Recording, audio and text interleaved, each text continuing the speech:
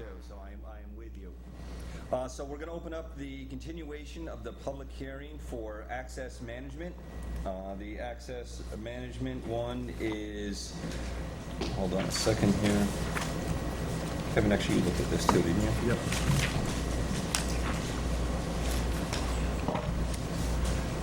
This is the standards for site development plan approval, and it's a zoning amendment for access management. This is a proposal to replace the town's existing site development standards with a greater focus on traffic impacts, and to also refer them within the statute to a separately adopted guideline document for access management.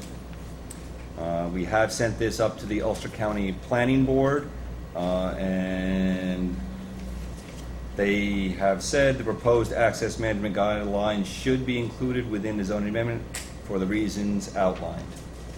So the Ulster County Planning Board does approve of the access management. Did you see the comments, Stacy, on those? No. No? Okay, I'll get those. We'll get those to you. So does anyone have any comments on access management?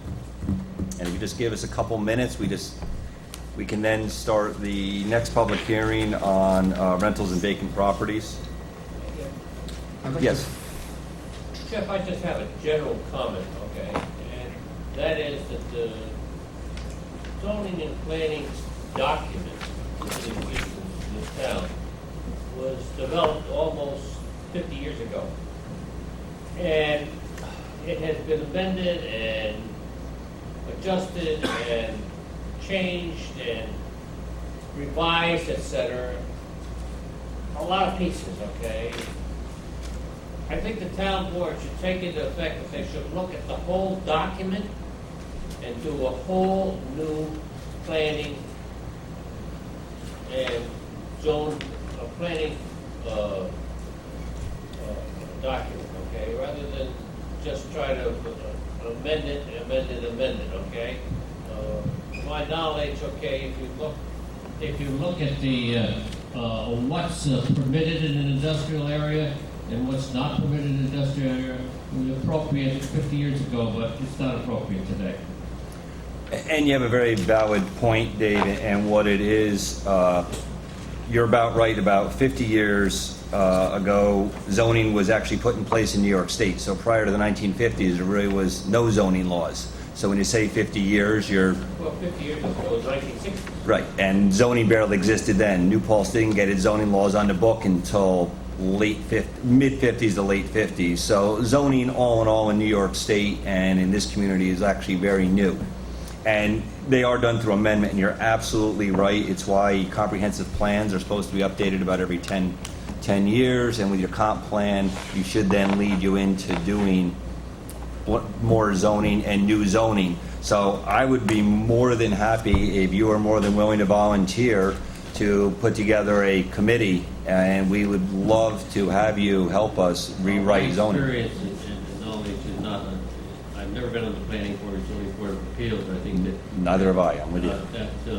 But I think we have to work on that. But the point is that you know, we've done about 3 or 4 master plans in those last 50 years, and as a result of every master plan is completed, then there's a little tweaking in the zoning laws and planning laws, but a rewrite, complete rewrite has never been done, and it really should.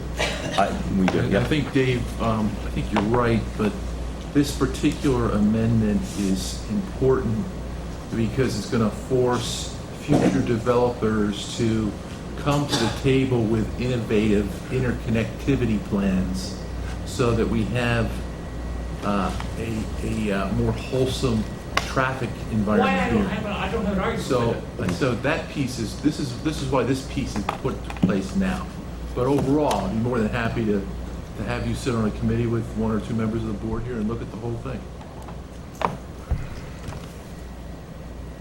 Anybody else? Anyone else? So what we'll do is, would anyone like to make a motion to, would anyone make a motion to open? We didn't. Make a motion to open? Ips post facto motion to open the public hearing. Yeah. Second. All those in favor? Aye. Thank you very much, Dan. I'd like to make a motion to keep the public hearing for access management open For written comments for how long? for written comments. Well, I think Dave used to go through. 30 years? You want to go to August? Want to go to the fourth meeting in August? Second meeting in August? That's fine. Yeah. So for written comments. For written comments to the, what's the second meeting in August? 28th? Okay, for written comments until the August 20, up till August 28th. Yep.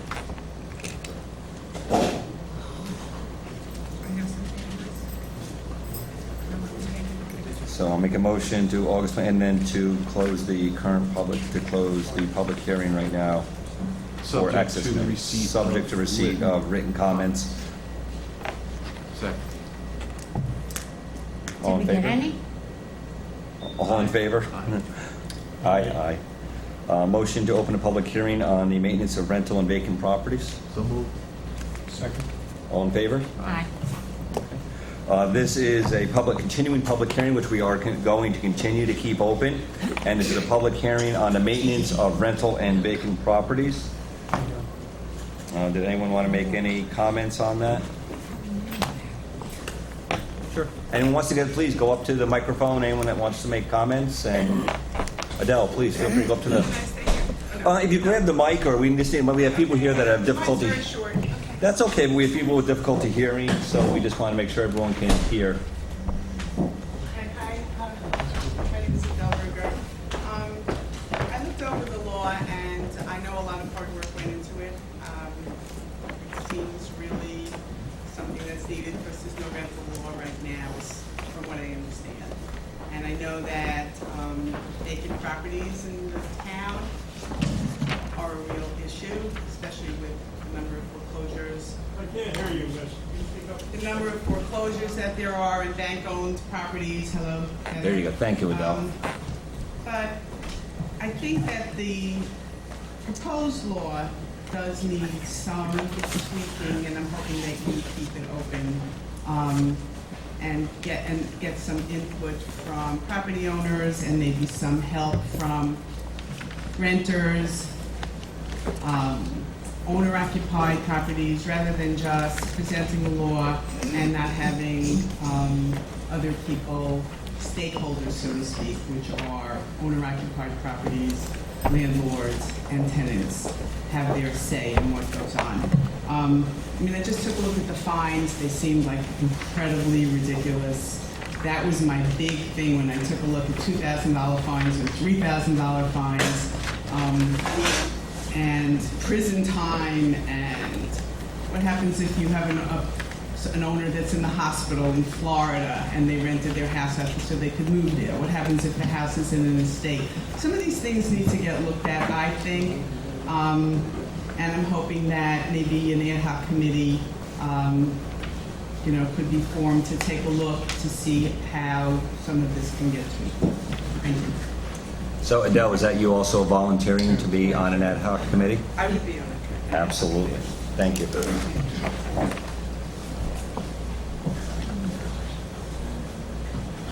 What all these papers mean, I'm not prepared. So, hi, I'm Bob Gabrielli. And, I was going to make a joke. I was trying to think of something, a humorous comment on the way in, and I said, well, I'd like to speak on behalf of all the people here for non-owner occupied properties, but they're all out of town right now. So, but that wasn't funny at all. Here's what's really not funny. I retired. I'm a real estate broker, so I'm going to be a real estate broker, and I thank you for this opportunity to make some money, which I'll get to in a second. But so I'm in the throes of sort of like estate planning. It sounds great, estate planning, but it's also there's a thing called I don't want to have anyway. So I'm going to be putting my property, my home, into a family trust, which is a smart thing to do on a number of occasions. So that means the owner of my home will be this family trust that is going to preserve and protect it for myself, my daughter, and my wife. So that means that I won't be the owner of the property. I'll have a life estate, which means I'll be a tenant, which means I'll be living in a non-owner occupied home. The law doesn't make any allowance for that. I think it's unfair. I wish you would go back to the drawing board with that in mind and consider that as a very real thing. I think as more and more people are aware of estate planning and et cetera, life estates, that would change a lot. So I want to talk more about this 10,386 word local ordinance. And it's I guess I'd be redundant again to say that's lengthy. There's a thing in New York State law, a real property law called the warrant of habitability. I'd like to give you a copy of it because it's one paragraph long. If you can make copies, I didn't have a chance. But what it says is, it says, I'm trying to make this short. It says if you're the landlord, you have to give basic necessities to a tenant. If you don't, then you can go to court and a judge can rule against you. This law circumvents the judicial process. You know, that's something you guys are the executive, and you're also, because you all do these things with capacities, you're also the executive and the administrative. You both have those functions. So the three branches, you got 2 out of 3. So who has oversight for you? Who's the fair umpire? Is the judicial system, the courts. So when the building inspector, who's part of the administrative function, makes a ruling, who makes that decision? When a cop pulls you over, you don't want him to say, you're speeding and the fine's $300, give me the money, please, or I'll take you to jail. That's just inherently wrong. So we have to have that judicial oversight and judicial jurisdiction. This law gives none of that. In fact, it goes out of its way to take away any kind of judicial third-party oversight, a fair referee and umpire. There is no umpire. Matter of fact, there's one section here in section 13C. It says the homeowner's only recourse is, quote, his right to appear before the town board, and that is if our building inspector goes out and says, you know, that porch is saggy, and makes a determination of his own discretion that he's going to replace it, he's going to shore it up, he's going to do something. Then he goes out and he orders that work to be done without the owner's knowledge or consent, and he does it. And then you put the tax bill, put that bill for that work on his tax bill. That guy can't go to the judge. He doesn't say, hey, judge, I got extenuating circumstances, I'm broke, I had to leave my house, I'm working out of town so I can make money to come home. He doesn't say that. And that's a real concern I have. I looked through the law, found 35 instances where the word building inspector, the building inspector exercises discretion, of his own discretion, or where the building inspector has a duty imposed on him. And one of them is very interesting. It's at his discretion to waive up to 50% of the fee, of one of the fees. That's not a fine, that's a fee. And you might be able to mitigate a fine, but a fee is something that's statutorily imposed. So you've got a building inspector who's going to say the fee for you is 100 days because you're on the outs, but Jerry, $50 for you, pal. So that's really not right. I got some other concerns I hope you'll look at when you look at this law, and I'd like to thank you because, you know, any person who is the term managing agent really needs to go in the descriptions. You have the definitions, and you ought to put agent in there. One of the things is, if someone has the power to rent, sell, lease property, and they do it for a fee, you have to be licensed as a real estate broker. And if you're an employee, like you're an employee of that person, that's okay, you don't need a license. But what you do need is, you need to be an employee, you need unemployment insurance, you need FICA taken out, you need workers' comp. In fact, there's a section of workers' compensation law, section number 57. You can write it down if you want. And it's the name of it is called Restriction on Issuance of Permits. And what it says, any municipality, any governmental agency that issues a license has to capture the workers' insurance confirmation policy number, or take a written statement that's notarized that says, I'm a subcontractor. So if you're a subcontractor, you gotta be a broker. If you're not a broker, you gotta be an employee. So what I'm bringing this up for is to let you know that there's a lot of consequences, a lot of burdens you're putting on people with this kind of stuff. Saying you have. So Bob, if you just struck the word management or managing and just put agent. You gotta be a broker. If you're taking a fee at all. Well, this is really a registration law Yeah. that simply requires an owner that doesn't live or have an office within 15 miles to designate somebody that the town can contact. It's not necessarily that they're managing the property in any way. Right. They're just a contact person. So if we want to clear up any ambiguity with that, we could strike the word managing and just use the term agent. Correct. You're correct. If they're not going to rent it, they're not going to sell it, they're just going to be a contact person. Maybe it should be a local contact instead of an agent. You're right. But I would think that if somebody's got a vacant house, they're trying to sell it, which case they got it listed with an agent, so the agent would be where they do. Or if they wanted to rent it, who knows what they would do. So you're right. Under the purpose and intent of the ordinance, I know that and I agree with you that you have an absolutely valid right to know who the contact person is for that property. I would also mention that there are several databases available for that under the long term, but you want instantaneous, that's understood. You've got the police officer, you need somebody there. I remember when we had a fire, I was on the police department with a big fire, and it belonged to Jack Ehrman, and he sold it to Richie Croce, and somebody called up and said, in the middle of the night, they called Jack Ehrman because they didn't know who the new owner was. And they said, fire department's thinking it would be a lot safer with this bulldozer. He said, yeah, go ahead and bulldoze it. Hang up the phone. So they bulldozed Richie Croce's barn. So you do want to know who the proper owner is on the real time. But there are a couple databases you can get. I think the big thing I wanted to say is, and I said this to the village, lobbyists perform a vital function. They really do, and they're not really, everybody puts them, because it's the common trend now to make lobbyists the bad guys. But they're really not, because when they're writing laws or federal and state, so when it's serious, they want to know what provisions of the law would be acceptable or not workable or burdensome, and they want to know the full impact. So they want the input of those bodies. In the village of New Paltz, there is a landlords association. Adele is very big in it. I'm a member. I would really ask you to consider, please, running this law past the landlords association.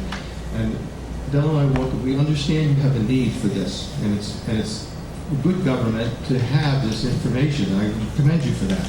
But I think maybe there's some things we could even help you with, or find that at least alert you to the fact that they have some kind of consequences that might be unintended, and give it a more thorough look. And I would ask you, please, if you would, coordinate with Adele and see if she could run it past the landlords committee in the village. Thanks. Okay. And what I just want to clear up to everyone is this is entitled Registration Maintenance of Vacant and Rental 1 and 2 family residential properties. This is not for properties that are set up as apartment buildings. This is not for properties that were set up as multiple dwellings for rentals. This is for single family homes and 2 family residential properties, and for us to know the owners. This is no way set up at all to be going or looking at places that are set up legally as rental properties. So I just have to jump in. I just have to ask, how many more people want to speak during this public input hearing? 1, 2, 3, 4. Will that work? Or yeah, we can do this. No, but just that we have a special guest who came up from Rockland County to present an award, who's got a limited time. So would we have time for 4 more people to speak? Okay, go ahead. I'm sorry. No, that's okay. No, you go ahead. Yeah. No, go ahead. Yeah, you were up first in the back there. The gentleman in the back was... You mentioned about... You got to come up. You got to go up. So can you just use the microphone? Oh, I can. No, because No, there's people, we've got people here that can't hear, including myself. I'm a little confused. I just walked in kind of late here, and I'm just concern as to what is the actual gist of the topic you're talking about. You mentioned rental and two-story and mobile homes. I never mentioned no, it's for single-family homes, and it's the chapter, registration, maintenance of vacant and rental 1 and 2 family residential properties. Meaning A what? home that you would live in, and a home that is a 2-family home, a legal 2-family home. I'm under the impression that the topic here tonight, one of the topics here tonight, was about landlords who were remiss. There's going to be some kind of a policy put into effect. Well, you can make all the policies you want. I just told you what part of the definition of single-family home, the house you live in, out on that's a single-family home. Or the rental next to it. I don't know, I'm talking about your home. If you had a legal 2-family home, that also would require registration. That would be it, if you're using it as a rental property. I'm confused. Stacy, can you? It's the rental house next to Stacy, you. Stacy, come up. Stacy, please come up to the microphone. The rental house next to you would require registration, not the home that you live in. Correct. That's it. And that registration means what? Well, I'm not going to say it's. How many words is it, Bob? You know what?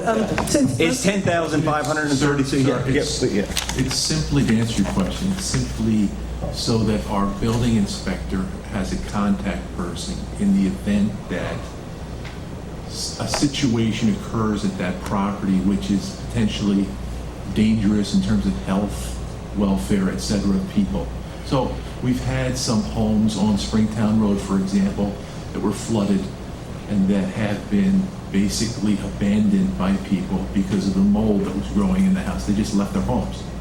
So the building inspector has a difficult time trying to get contact with people that just disappear. So this registration law is designed to help her get in touch with people who are absentee owners, let's call them, people that live outside the area. They have a contact person inside the area.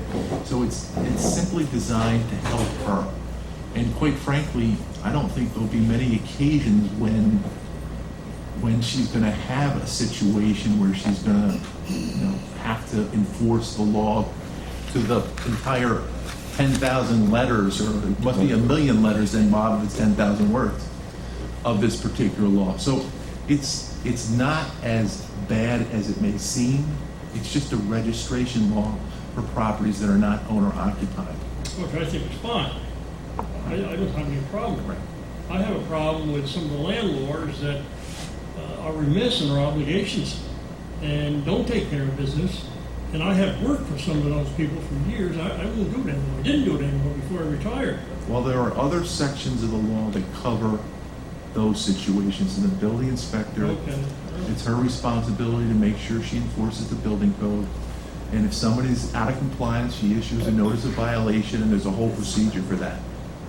But if you want to stop by tomorrow, I can give you a copy of this. Stacy, and Stacy has a copy of it, and we're more than happy to go over it with you. And there are other sections of other parts of our current zoning law that may cover dangerous situations, and if we know who the owner is. Is there anything else? No, I'm fine. Thank you very much. Yes.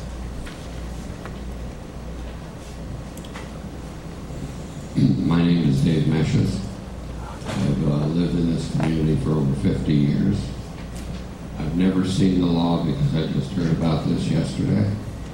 The question I have, and maybe it's covered, there appears to be expansion of student housing into the town of New Paltz, which has even taken over a couple of homes on my own street. And the question I have is, are the rules and regs that are in this law related at all to the student housing issue in the town and village of New Paltz? To answer your question, since a student housing unit would be non-owner occupied, if it was a 1 or 2 family house, it would fall under this law requiring the owner to register that particular property and designate somebody that is a local person so that our building inspector would have a contact person. So that's what this law would do. And that would tie into your question about student housing. Now, if it was a 6-unit apartment building, then it wouldn't fall within this. If it was a single or duplex, and 5 or 6 students move in there, is there any requirement that an individual who owns the home stays in the home with those students? No. So they can just rent that to 6 students or whatever? Well, I believe it's 5 5. unrelated. A family 5. is defined as 5 unrelated individuals living in one unit. So it technically, you're right, if you had a 2-family dwelling, there could be 5 in one unit and 5 in another. Now, what Stacy, you could discuss with Stacy also, Dr. Metchis, would be then, it's possible though, if a single-family home is being rented to 5 students, as they divided the interior of the home, did they violate any other laws? That's where our problems come, is we don't have a mechanism to go into the house. Stacy can't just go up to a house, our building inspector cannot go up to a house and just walk in because they suspect something may be wrong. We now have a mechanism, we're trying to put in a mechanism so we know who owns it, and then we can go in and do an inspection of it. For a single-family home, and I will use your neighborhood as an example, it might be very difficult to get 5 people legally into a home without violating maybe some of our fire codes, violating some of the codes that exist already on the books. We just don't have a way to get into that home right now legally. I believe there is a home that has 5 students. And that is what we're trying to do. More. Yeah, and that's what these are the issues, and these are the complaints that Susan's been getting the phone calls, Stacy's been getting the phone calls, and the phone calls are increasing about exactly what you're saying. Cars also could be illegal number of vehicles parked on lawns, parked illegally on streets. So those are the mechanisms of the law, and those really is the intent of the law. And we do want to work with, people that are landlords and owners and are keeping properties legally and safe and doing a great job at it.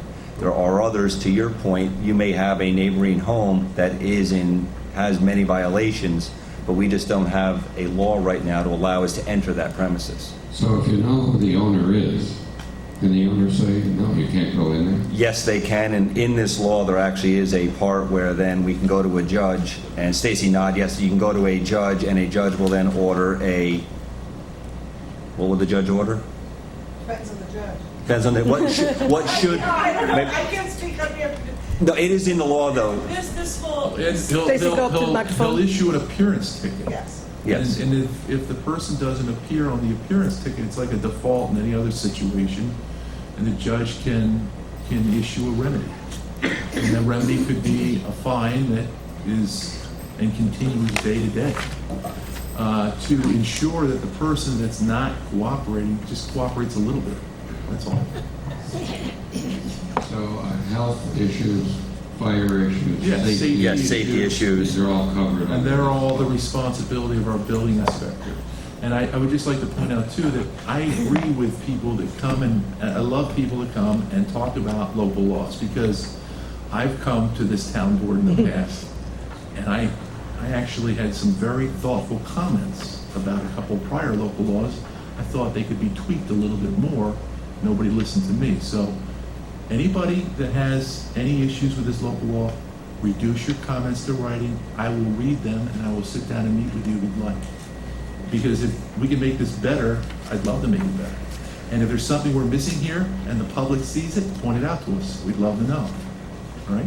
You have extra copies. Yeah, we will, yes. Yep. Copies are also available online too, if anyone wants to get them there. No, that's the. Developers agreement. Yeah. Chief Clerk, sorry. Hi, Catherine Stewart. I'm a resident of Old Mill. So we are in this situation right now where a single-family house directly across from us has become a student boarding house.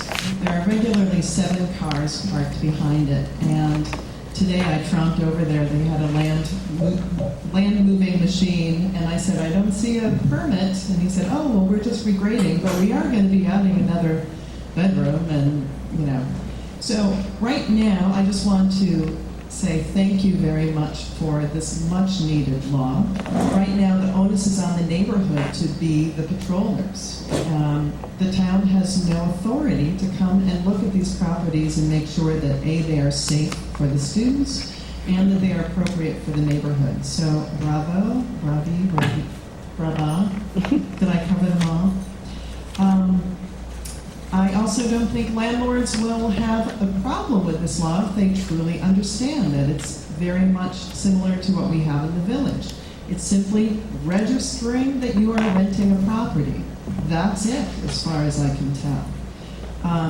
So if landlords are following the law and doing what is legal and ethical, then there shouldn't be any problems at all. So thank you for rescuing us. We have a property to our right now that is for rent. And, we've spent an enormous amount of time and money making our house a beautiful refuge. And we now are seeing our neighborhood turn into a student neighborhood, which is not what we wanted. So thank you very much for this law. I think it is an important first step for everyone's safety. Is there anybody else? Okay, go ahead.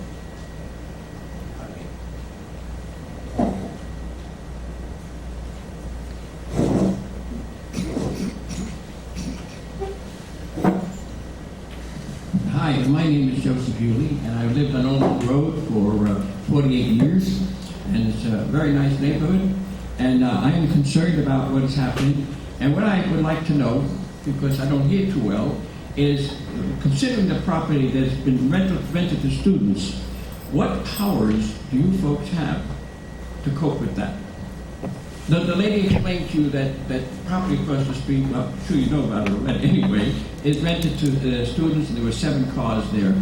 What I'd like to know is, what power do you currently have towards this situation? You know that the neighbors are very aggrieved and concerned about this. Now, what can we do about it? The power really has... Just speak to the microphone. Sure. Kevin. Yes, the power really resides with the building inspector, who's the enforcement officer for the town. So she is charged with basically making sure properties comply with our local laws, including our zoning laws, our building regulations, our building codes, and all those things. So, and that's quite a big job, and that's why her department has been expanded recently, so that we have the manpower to allow her to go out and do more inspections, right, Stacy? So that we can make sure our properties are compliant. Oh, yeah, but that answer doesn't satisfy me. What I would like to know is, what can you do about the owner? Can you force the owner to live there so the owner is supervising the students? No, you can't. You cannot. So in other words, you're going to have a boarding house, and the boarding house, as long as they behave themselves, they can board there. If you call a house that's occupied by 5 or fewer unrelated persons as a boarding house, yes. We can only use the existing power that she has under the building rules and regulations and our laws, basically to control what happens there. We can't tell an owner that they can't rent their property. You can find a lot of speculators who are going to buy a property in the village and town and are going to rent to students. Well, if we can reduce our real property taxes for our homeowners here and keep them here, then they'll be able to afford to live in their homes instead of having to rent them out.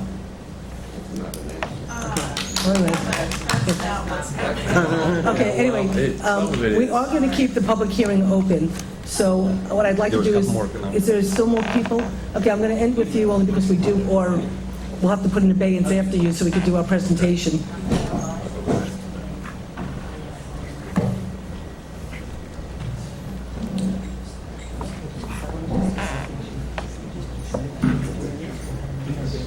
Good evening. My name is Joni Drachma, and I've been a resident of the town of New Paltz for 40 years.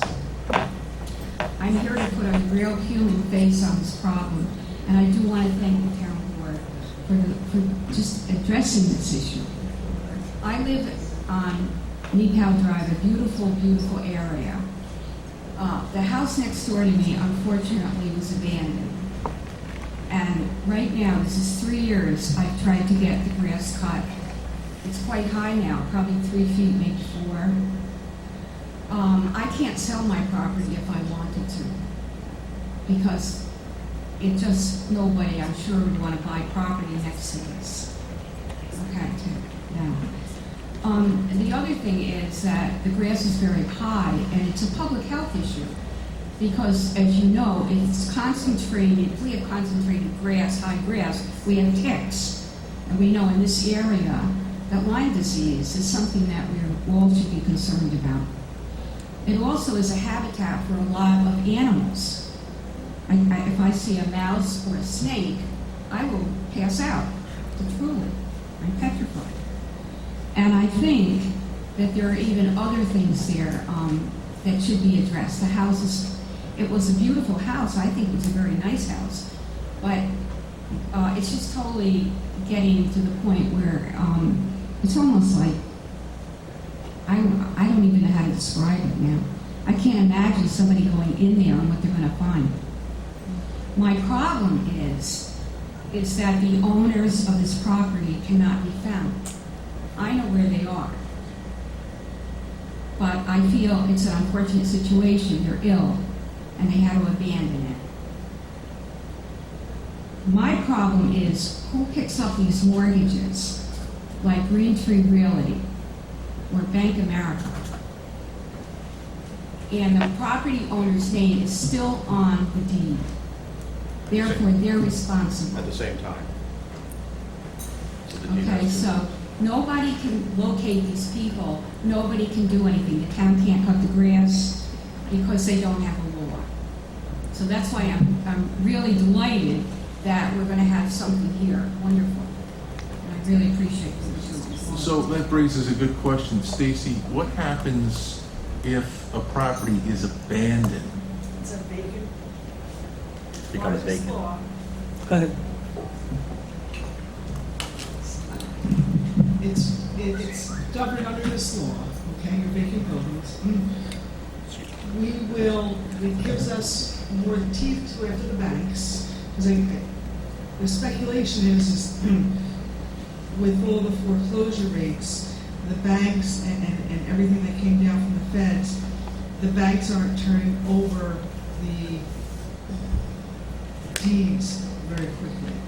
They're taking possession of the property, but they're not filing the deeds, okay? So a number of the vacant homes that we have within the town that we have issues with, okay, the banks have actually taken possession of the property, but they haven't filed the deeds.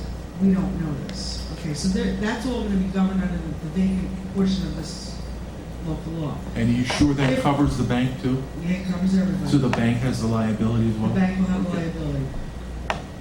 If we don't get compliance from a bank or a property owner, okay, that portion of this local law will allow the town to go in, to remedy the issues, and to bill back the taxes for the costs to the towns to do it. Do we want to define owner as the owner in the fee and any other equity owner, so that you cover the bank as an equitable interest in the property? I don't know. George and I have had a very lengthy discussion about this, and this is one of the big things that triggered that law. So George is well aware that the banks are a big problem. So we will have to talk to him. I think, I just want to add one more thing. The banks are contracting with maintenance companies, and the maintenance company, you can't even talk to them, and they're not maintaining the property. But I understand that those maintenance companies shouldn't even be doing anything because their name's not on the deed. So it's very complicated. This deed has two names on it. It has the former owner's name and the bank, right? Or what is there's two. No, there's no name, there's just the owner's name. The owner's name is, but it's being maintained by a maintenance company. okay, well, Stacy, this law will give her the ability to look at it. We spoke to Stacy and she said we have no recourse unless this law is passed. So I hope you'll understand, I really, really need somebody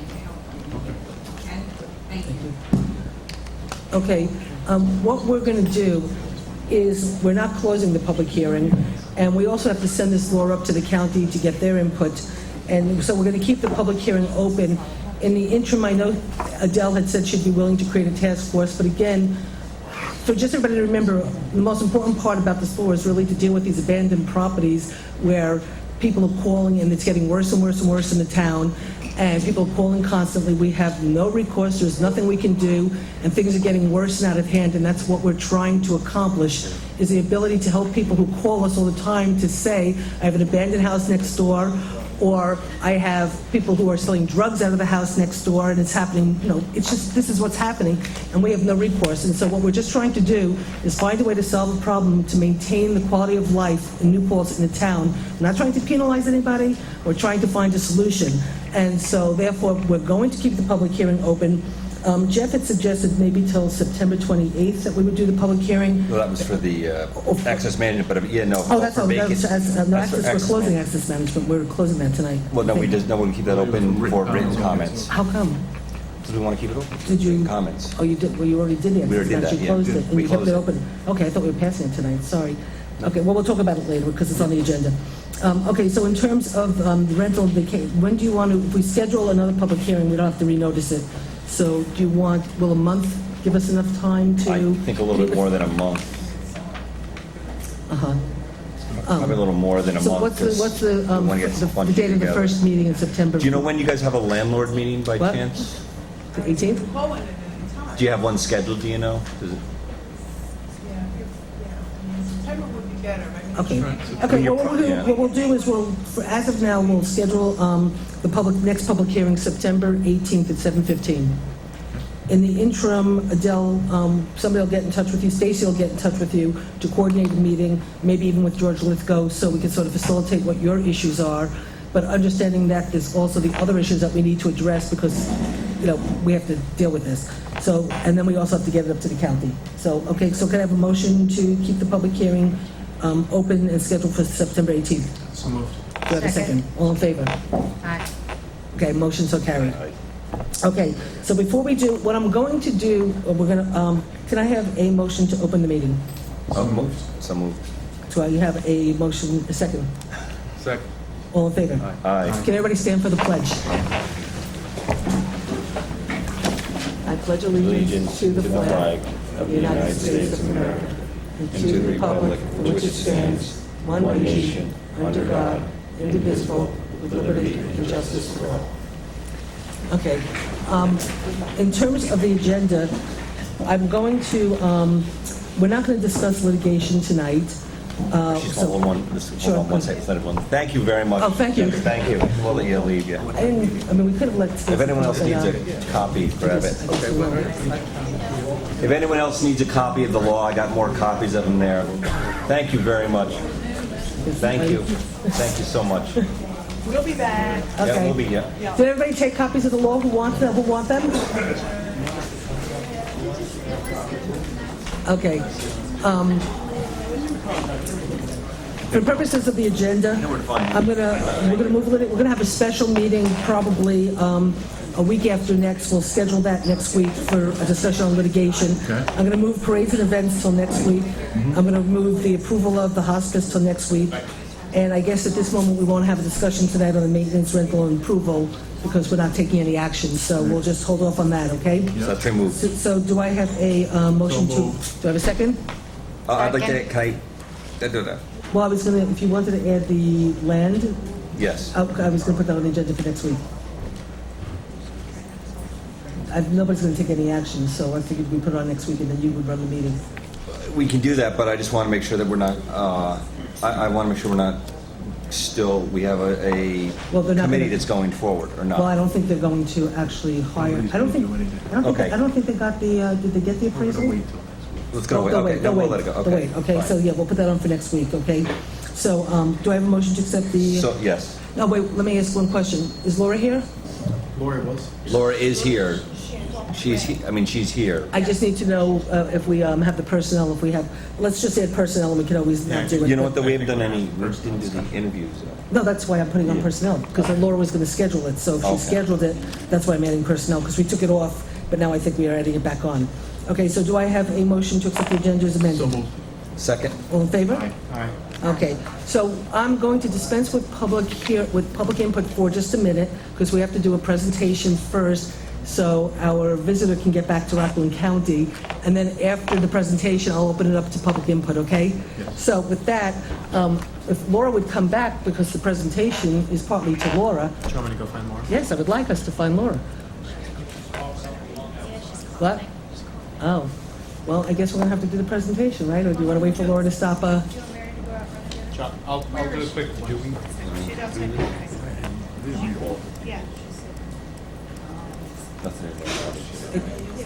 Yeah. Okay, well, why don't I just first do an introduction? I'd like to introduce Judy Ann Mitchell, who came up from Rockland County, who's the Chief Sustainability and Materials Management Branch for the EPA. And Kamiko Link is what's your official title? I'm a coordinator for the state and local government work that we do with the Sustainable Materials. Okay. So Kamiko is a local coordinator for the state and regional Governments. Okay. Kamiko works with our community on our zero waste and all the sustainability stuff we do for the EPA. She's a New Paltz resident. She's absolutely wonderful. We love her. Kamiko, why don't you join Judy? And Judy is here to present an award to the town of New Paltz. Just as a quick little background, they did an award ceremony in New York City back in February. And it was a really nice, I imagine, event back in New York City with Judith Ink, who is the head of our region for the EPA. Laura and I were going to go down to New York City to receive the award, but there was a massive snowstorm, and it was so bad we couldn't even get a train to go down. So this award was supposed to be given to us back in February. So we've been trying to coordinate for a long time to get them up here to do the award here in New Paltz, because we missed the opportunity down here. So tonight's the night. Sorry you had to wait so long. We didn't think our public hearing would go that long. And so now the floor is yours. And Laura, why don't you join Rosanna, because you're part of the reason why we're getting this award. Thank you, Susan. I'm honored to be here today to present this certificate of appreciation to the town of New Paltz to recognize your participation in EPA's National Food Recovery Challenge program, your notable progress in diversion of organics from landfills, and your progress during our Zero Waste Partnership was greatly appreciated. Judith Ink, our regional administrator, regrets not being here to present this award herself. I especially want to thank the town supervisor, Susan Zimmett, recycling coordinator, Laura Pettit, the town board, Mayor Jason West, the village board, the environmental commission and board, the Climate Action Coalition, and SUNY New Paltz for their support in this endeavor. As you all know, the Food Recovery Challenge is a free voluntary partnership program that was launched just a few years ago. The FRC grew out of EPA's existing Waste Rights program, which is a municipal solid waste reduction program, also free and voluntary. EPA has been administering WasteWise for about 20 years. We developed the FRC because we felt food deserved its own special focus. Food is one of the most energy-dense segments of the solid waste stream. It requires an influx of tremendous amount of energy and resources at all stages of its life cycle. More than 36 million tons of food waste was generated in 2011, 96% of which was thrown away into landfills or incinerators at the same time that 14.9% of households in the U.S. were food insecure, meaning they did not know where their next meal would come from.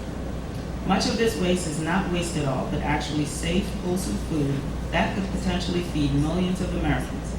Excess food, leftovers, and scraps that are not fit for consumption and donation can be recycled into a nutrient-rich soil supplement or compost.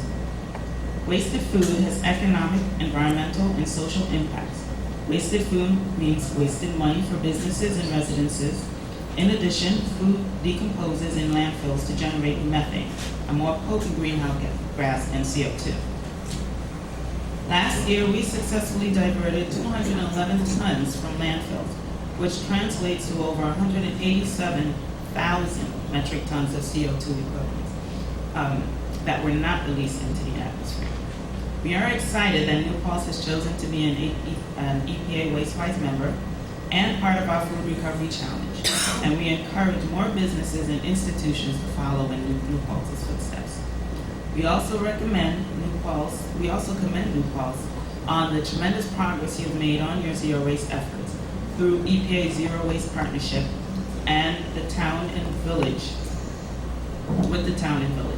You were recruited to be one of only 13 partnerships nationwide. Your accomplishments were noted across the country and is a model for other communities. We look forward to our continued cooperation and partnership, working together on sustainable materials management and other environmental goals. And now I would like to present this certificate of achievement to the town and village of New Paltz. Laura, why don't you get up and accept it for us? Where's Dan with the camera? Dan, where's your camera?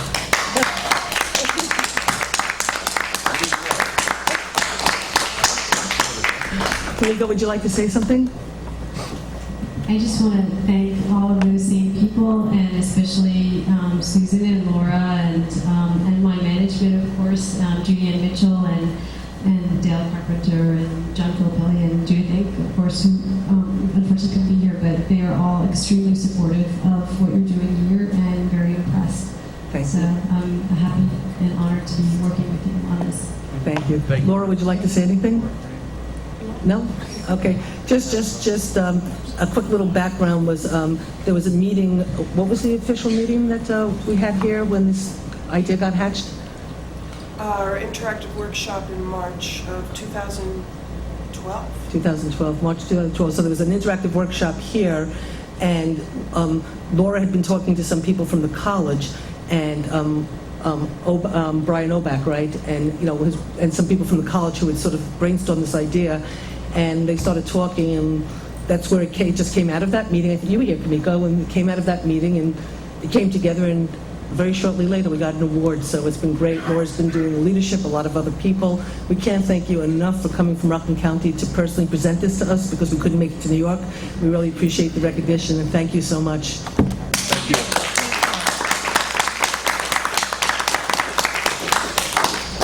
Okay, with that, we'll have public input. Anybody like to speak? You gotta go up, aim.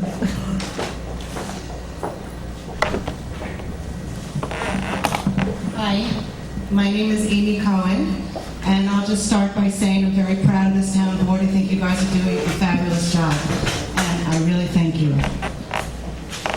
I stepped up tonight to make this public comment because something happened at your last joint board meeting that I was concerned with. Although history is a very, very important part of our town, and obviously we all care about where we're from and the rich history that New Paltz has, and makes us very attractive to both tourists and residents, and all kinds of interesting facts for students to learn. I think our government is separate now, and I think that this community has spent a lot of money and a lot of time making sure that we have transparency. Transparency is very, very important to me. I watch cable access 23 from my home quite often. Being a mother of 3 and a business person, I don't have time to go to all the meetings, even though I'm very, very concerned and care very much about what's going on in this community. So when I saw that both of our boards voted to have a meeting in historic Huguenot Street, which honestly I think is really cute and very, very sweet, and I celebrate Huguenot Street. I think it's really, really cool that we have a historic street, and it's a very important part of our community.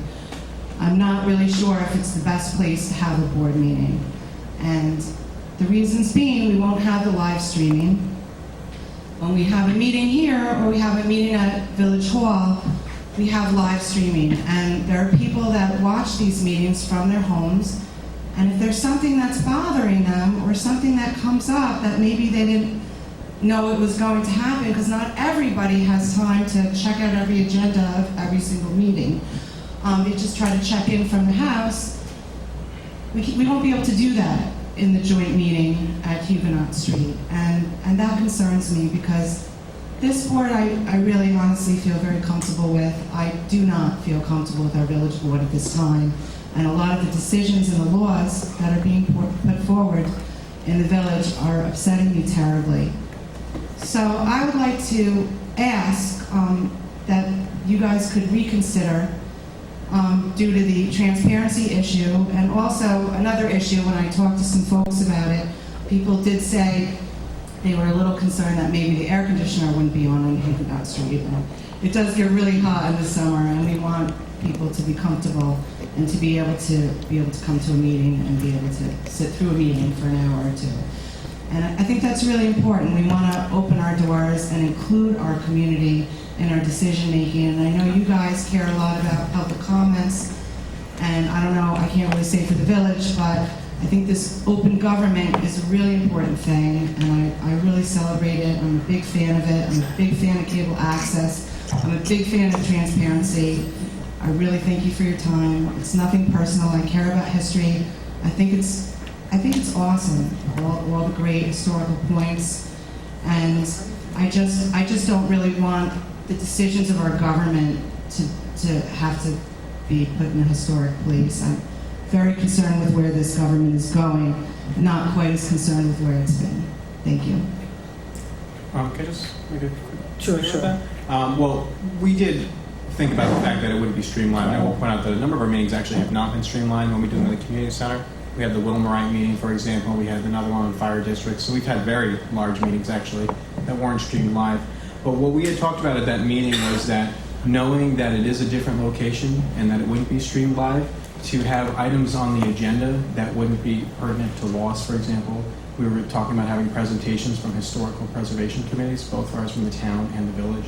So knowing that not everyone would be able to immediately realize we were over there and it being a different situation, we were going to have an agenda for that kind of scenario. I mean, if it's truly historic, then I mean, it doesn't really affect, you know, local laws and people and their issues and their livelihoods. Then it's fine with me. Yeah, let's put it this way: unless something crazy happens from now and then, I was not envisioning, nor do I think anyone was putting any kind of controversial or pertinent issues on that agenda for that very reason. I think the problem, though, Danny, is that I think it happens to be a village board meeting, that it's a joint meeting, but it's an actual village board meeting.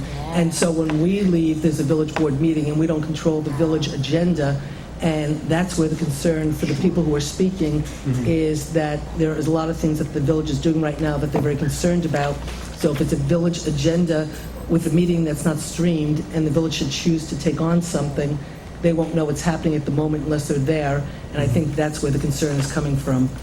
So if it was a town board meeting, I don't know if there would be as much concern, but I think at the end of the day, when we've done the meetings over at the community center, whether it was the fire district, was a presentation, so no action was being taken.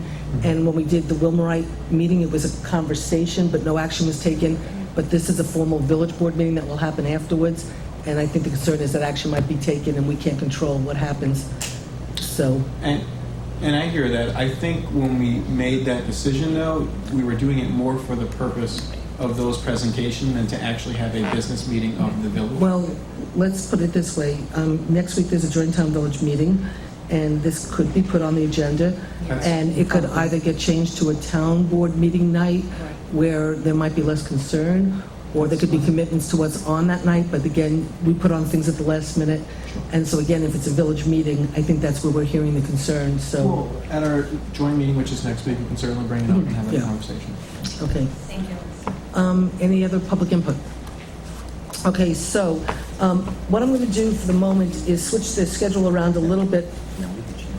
Well, yeah, they're here for the purpose of the EOC building, and so is Joe Miller. Okay, So that's why I'm going to switch things around, because we have dog park people here, and then we have people here for the EOC. So what I'd like to do is do those first, because everything else we could do amongst ourselves without visitors having to sit in here, and then and Stacy's also here to stay for the EOC. So what I'll do is first do the dog park, because that's not going to take as long as the potential EOC conversation. It's going to take me a minute to set up. Okay. You can do something else first. Well, then that might be hard. If you don't mind waiting, then we'll do the EOC, and you can set up. Give me a second to plug Okay, in. it just might take a little while for us to do the EOC. See the plug.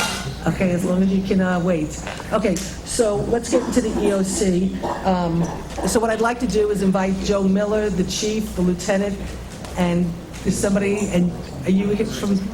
Okay, if you guys would like to join us up at the table. And Chris and Stacy.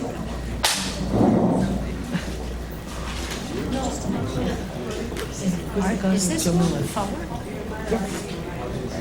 Like now? That's what we're here talking about, so we can move it forward. But is Victor doing stuff for it? He's not doing the grant for it now. We're going to do the CFA grant. At some point, we might do the DR HUD grant when that comes out. But we're going to discuss it. We want to move forward. You stayed up episodes? Okay. Okay. Hi, everybody.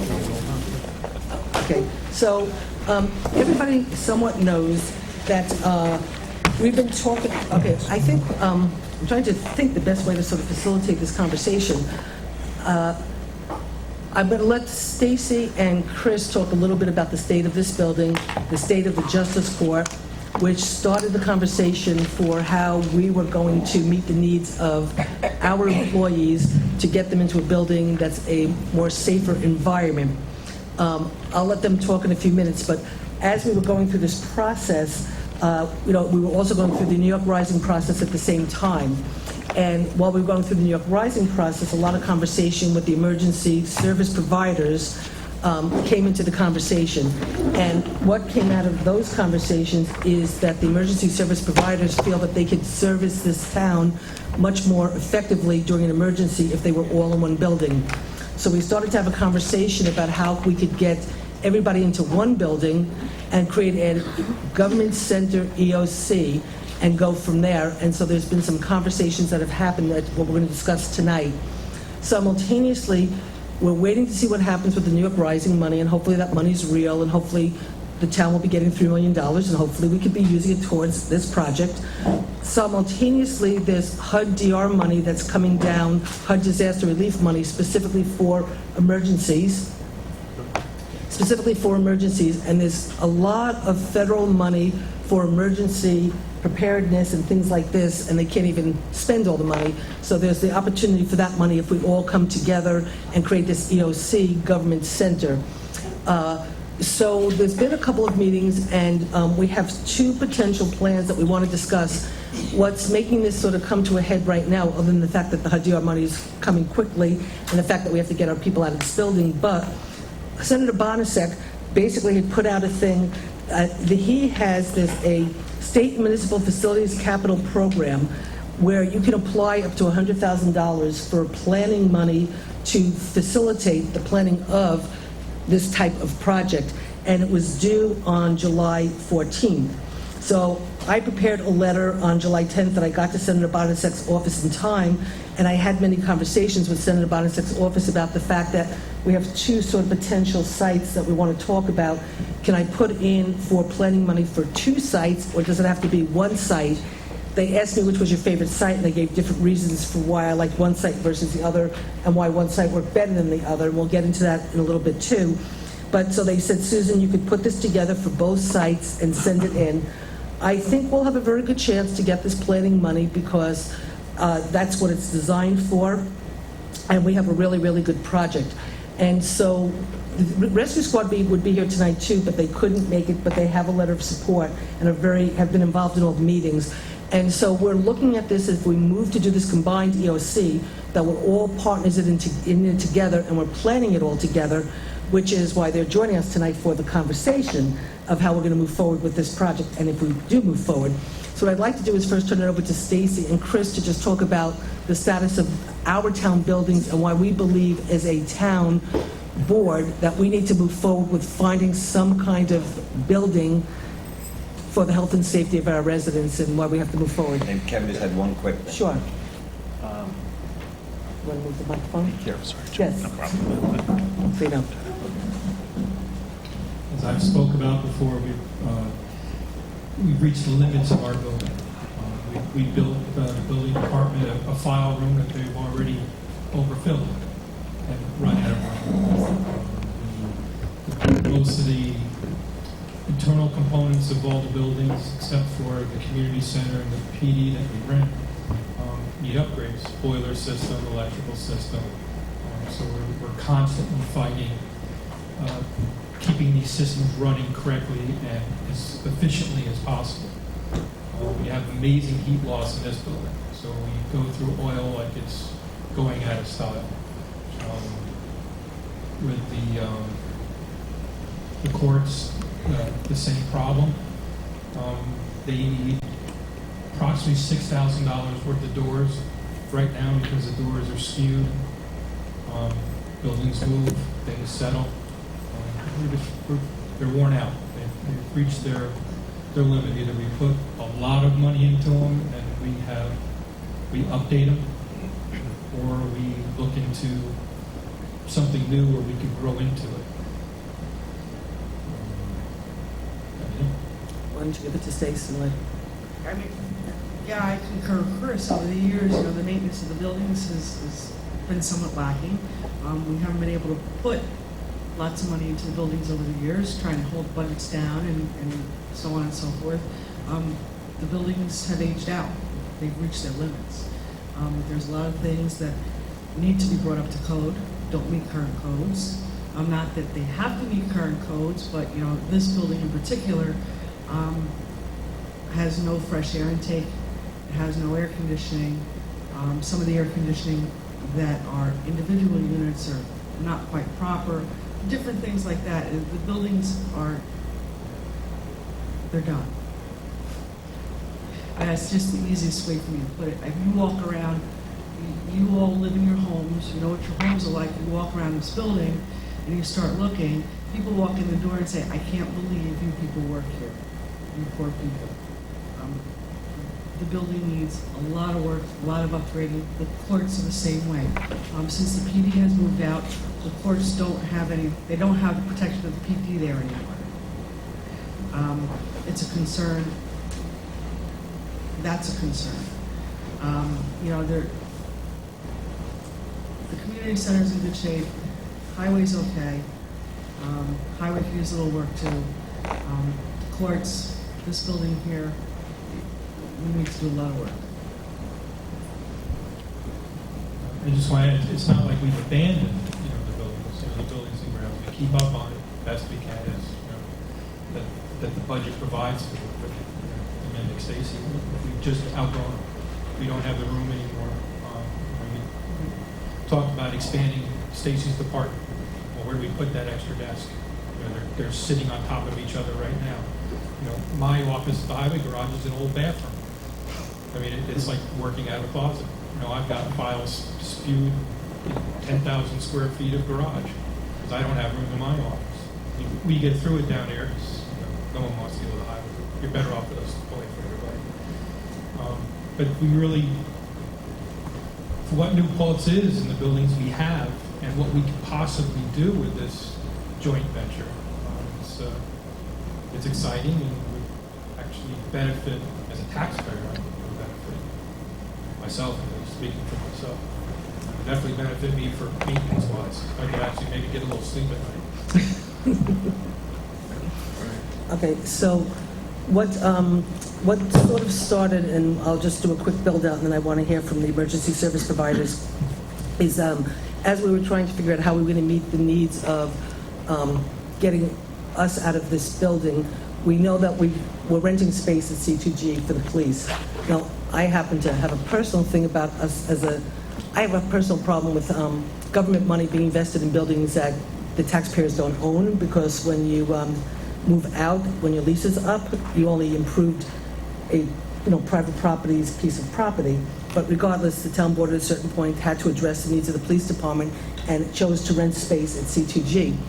So what happened was the chief kept telling myself and Chris that there was a big empty space in C2G that we could make work for town hall. And so Chris and I and Stacy went up to look at the space, and it's an amazing space, but what happened was the owner of the building basically said that the building is too big for him. He owns property not right next door, but adjacent to right next door, where he could build a facility for himself and his people, and he would actually be willing to, sell us the entire building. So we went back and re-looked at it again through the eyes of the office space that's already done, renovated to a very, very, very high quality. And we went through that and we looked at it, and basically the office space that's in CTG right now would pretty much facilitate the entire town government moving right into there. You'd have the supervisor's office, the clerk's office, the building inspector's office, the assessor's office could all fit into there. Then what ends up happening is the middle part could actually be built out for the justice court, and the justice court could also be used for the town hall, for our board meetings. There's a ton of space for the community center, which would give us the ability to sell this whole piece of property, including the community center, which makes the value of this property that much more, which we can then take that money and invest it into buying the building. And we'd also have the community center right there for an emergency, when there's like an emergency and we have to do 24/7, that people can go and just rest in that space. So we started to look at that, and it really seemed to really make a lot of sense for us. But again, during these conversations, we were still having all these conversations with the emergency service providers about, combining and working together. And so a new idea came out of that, which I'll get into in a minute, but I'd like for some of our emergency service providers to talk about your belief about why it's more effective as service delivery providers to be together one space, and what you've dealt with in past storms, where you've lost, the ability to sort of work. I'll turn it over to one of you guys to sort of talk a little bit. Thank you. Well, first I'd like to say that consolidation is a way that everybody is looking at across the state, across the country. We visited this many years back to consolidate with the fire department and even a rescue squad. As we know, with the last hurricanes that we experienced, and we've been using the rescue squad as our EOC, we all try to meet there, and the facility is not really set up that great for that purpose, even with radio communications. So there's a lot of talk of what we would put into the expense there to make it a easier operating type of EOC for us. But everywhere you look, that's what you're looking at, consolidating locations, services. This place have done it years ago. I know we've spoke with the fire department before, but having us all in one building, including the town offices, would make that much easier and more efficient. And again, talking about one facility, you're talking, savings in, just the services of electric, heat, and obviously a new building compared to what we're dealing with now. Even with the police department, we're fine as far as our space. It's a great improvement from what we had, as you know. The old building there by the court, when we were there, the walls were separating. So, the conditions there are not that great. Even if they were to move, I know the fire department's looked at using some of our old offices downstairs. I don't believe they've even moved into them yet because of the work that needs to be done there as well.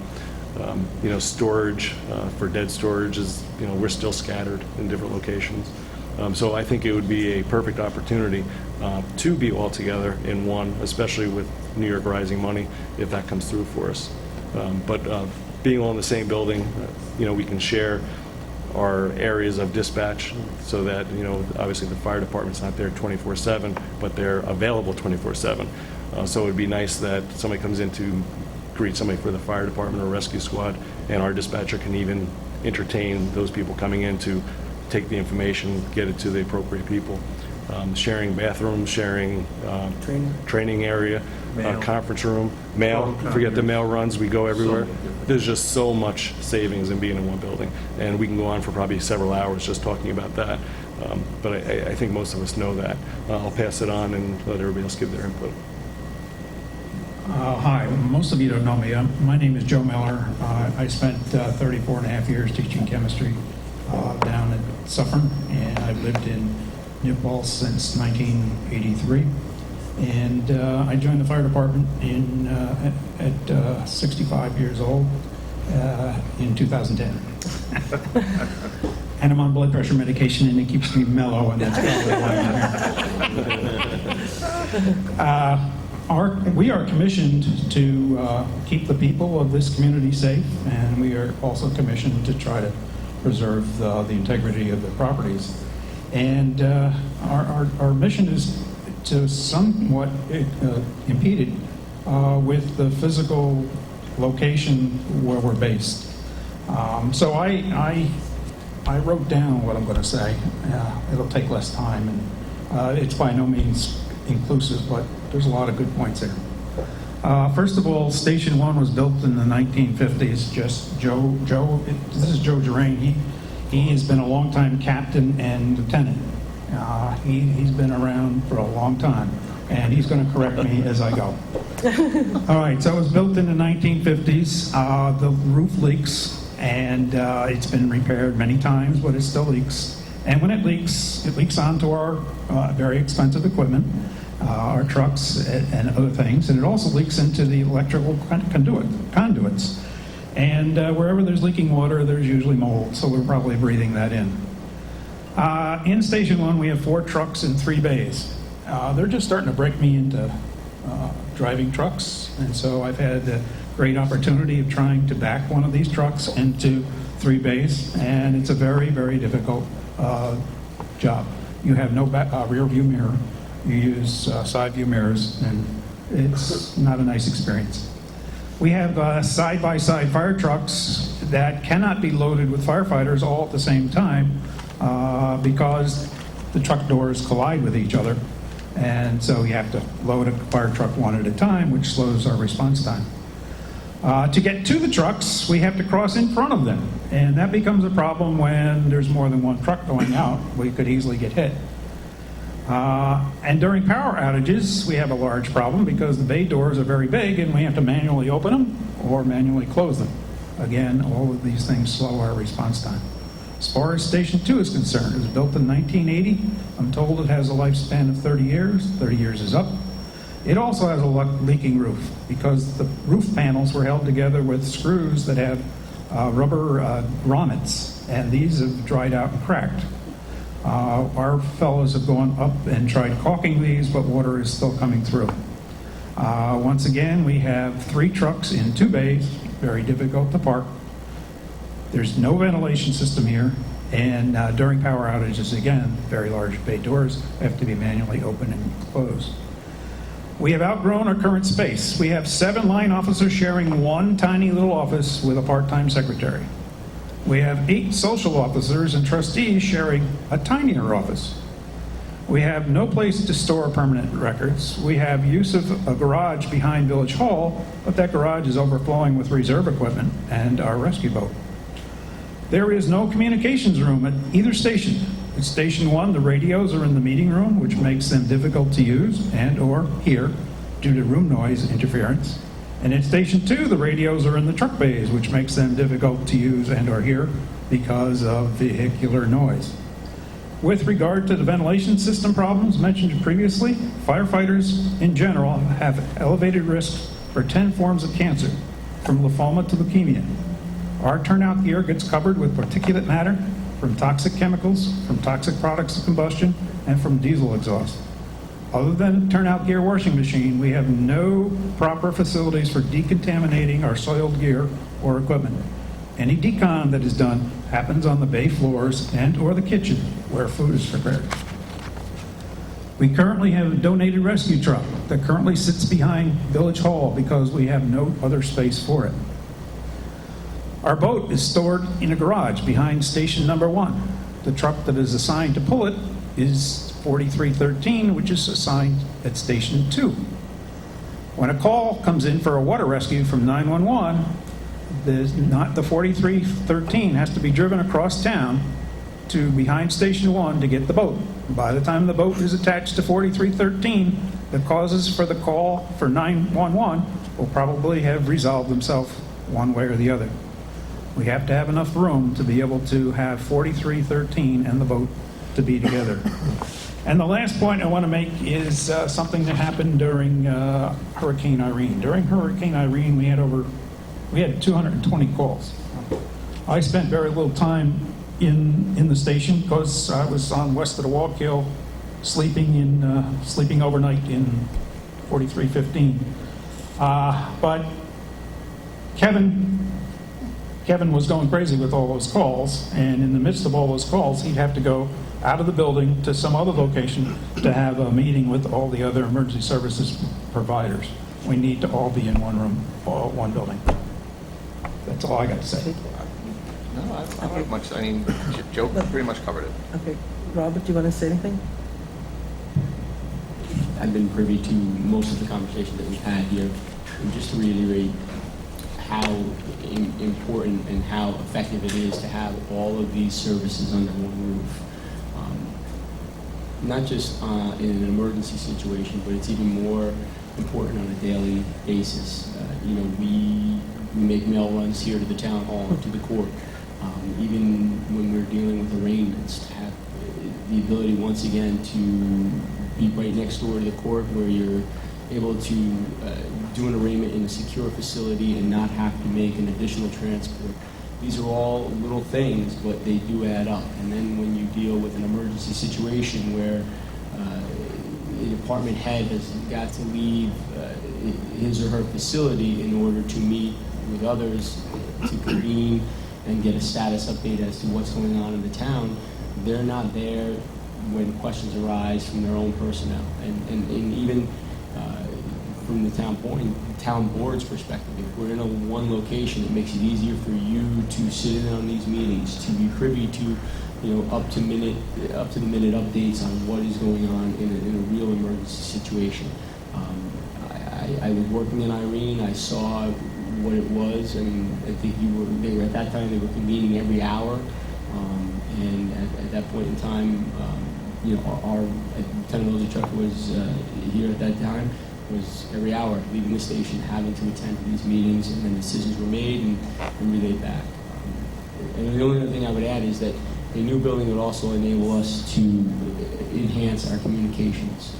Right now, communications on a county level are something that everybody's talking about, but this would provide us with an opportunity to enhance our overall system so that when we do have an emergency, we would have a functional EOC where you can communicate with rescue, fire, town highway, school district. It can all happen in one room so that those that are actually making the decisions are getting real-time intel so they can make accurate decisions. That's it. I will add one more thing. I started in 1988. We began the process of looking for a new building, and it's been a continued talk and different, plans put forward, and it took us to 2010 for us to actually move to a temporary space. I know the lease, I believe, there's about 8 years left. 7 years left. So what I can tell you is if we don't start talking about it now, we're going to be sleeping in the cars also and working out of our cars because we're not going to have a building. So it is very important for us to address this today and not wait till the expiration is just around the corner. So, go ahead, Joe. Oh, no, go ahead. Okay, so to pick up, so again, as I said to everybody, that it sort of started with us looking at C2G to move the town facility, and then because of the space and what happened, we then moved talked about moving the Justice Court, which, when all is said and done, the Justice does need to be next to the police, end of story, and it's not a good situation right now. But because of out of the New York Rising conversations, the combined EOC became a conversation. So we started to talk about looking at the C2G facility and having, a rescue squad center built on the property and a fire station built on the property. So we started to look at that, and that's when I said, let's get everybody together so we can start to talk about how do we move forward. And then, of course, in the interim, I'd gotten this opportunity from Senator Bonasek's office for this money, for the planning money. So it was like, let's start getting real because there's an opportunity. Out of those conversations, what came up was, while the C2G facility is a great facility for the moment for us, from an operational perspective, Fire Station 2 really works much better for the ability of the fire trucks and for the rescue squads to get out of there, and even the police cars when all is said and done. It also is the absolutely perfect location in terms of serving the needs of the community, in terms of being able to get north of New Paltz to the town in the north, North Ohioville and up in that area, to get down to South Ohioville and that, and across to the thruway to get down into the village. So they have Henry Du Bois, they have North Puck Corners, they can get all over. And so out of that conversation, the fire department the fire company brought forward the possibility of using Fire Station 2 as a location. Now, a number of years ago, how long ago did you? The 2002 was when we started. Okay. So in about 2002, and if I get anything wrong, jump in, the fire company hired an architect out of Poughkeepsie to render plans to build a fire station at that site. So they said to us that this site is really, from an emergency perspective, a better site. And so what we did was we convened a meeting, we brought Dave Clauser in. At the time, we thought we might try to do the CFA grant, and so we really started to work really fast with everybody so we could do the grant, but we don't really believe the CFA grant really allowed for this, and we also really hadn't done enough planning to really make it a viable grant. But we did a lot of work, which still was valuable for what I had to send to Senator Bonasek, so it was all really good work. So when we met, what we did was we took the plans that the fire company had done with this architect that he spent almost 50 grand, I think, you spend a lot of money to build out these plans. Okay, and stuff. So we took the floor plan of what the fire department did and said, okay, we talked about how can we make this work, and we sort of thought we can go up and add a second or a third floor, put a lot of the office space upstairs, but it's like, what do we need on the first floor? So the fire department looked at their plan and said, okay, this is what we need on the first floor, the rest of the stuff we don't need, or we can move upstairs, or we can share with the police department, and we can share with the rescue squad, from a training perspective and different things. So we started to sort of delineate what are the actual needs of the fire department, what are the needs of the police department, what are the needs of the rescue squad, what are the needs of the town building, town government, what's the needs of the justice court, and then everybody got us, the 3 emergency operations centers got us their space needs. They identified what had to be on the first floor and what could be brought to the second and third floor. Then Stacy and Carol Connolly, my assistant, sat and spent a lot of time taking what everybody had. They figured out, what the town hall needed and the justice court needed, and then gave all that information to Dave Clauser, who then sort of did a sort of somewhat cost estimate in terms of square footage and what it would cost to possibly do this combined building. And he came up with a cost of about $16 million, which, quite frankly, $16 million for fire, rescue, police, town hall, justice court, and a community center seems to me like possibly a pretty good deal for the community. And so that's what we sort of started to work on. So we started to lay all that out, and we've had a couple of meetings since to sort of see how do we go forward. One of the things that I've said to everybody is, once we look at the rescue squad and the fire department, we're going out of the realm of just the town board making decisions for the town government. If we just moved into C2G and sort of said we're going to do that, we could take care of our town needs and move forward and assess it all. But the reality is, this project with the combined DOC Government Center is a better project for the community. It's a better project for the emergency providers, and I believe there is money out there. And so we sort of got to the point where we put it all together. We sent this off to Senator Bonasek, and that's why we sort of said, okay, now we're in a process of seeing if we can get this money. It's reimbursable money, so it is reimbursable. But let's sort of start to have a conversation publicly about where we're going to really go with this, how the board feels about it, and how we sort of do the next steps. So what we did after our last meeting was the fire department dealt with an architect in Poughkeepsie who is very, very, really very well known, does really good work. They've built fire stations all over the area, and I have plans here for all the fire stations. But remember, we're not looking to do a fire station of this magnitude. We're looking to be doing a combined EOC. And actually, not even over the area. I think he's built them all over the northeast. Okay, so right, okay. He's the best. Okay, this is what he does. Okay, and part of it was what was really good was because they've already done so much work for the fire department, and because they already have the plans, we could work off of those plans and build up. So what we did in preparation for tonight, Stacy got a hold of them, and they came over this afternoon, and myself, Chris, and Stacy met, and so we showed them all of the plans. Well, they know the plans that you guys have, but we gave them all of the work that we did in terms of assessing our space needs. We talked to them about, we gave them all the information of what needed to be on the first floor and then what could go onto the second and third floor. And we looked at that whole space and talked to them about that. And then Stacy brought out the plans for C2G, and she showed them the C2G plans.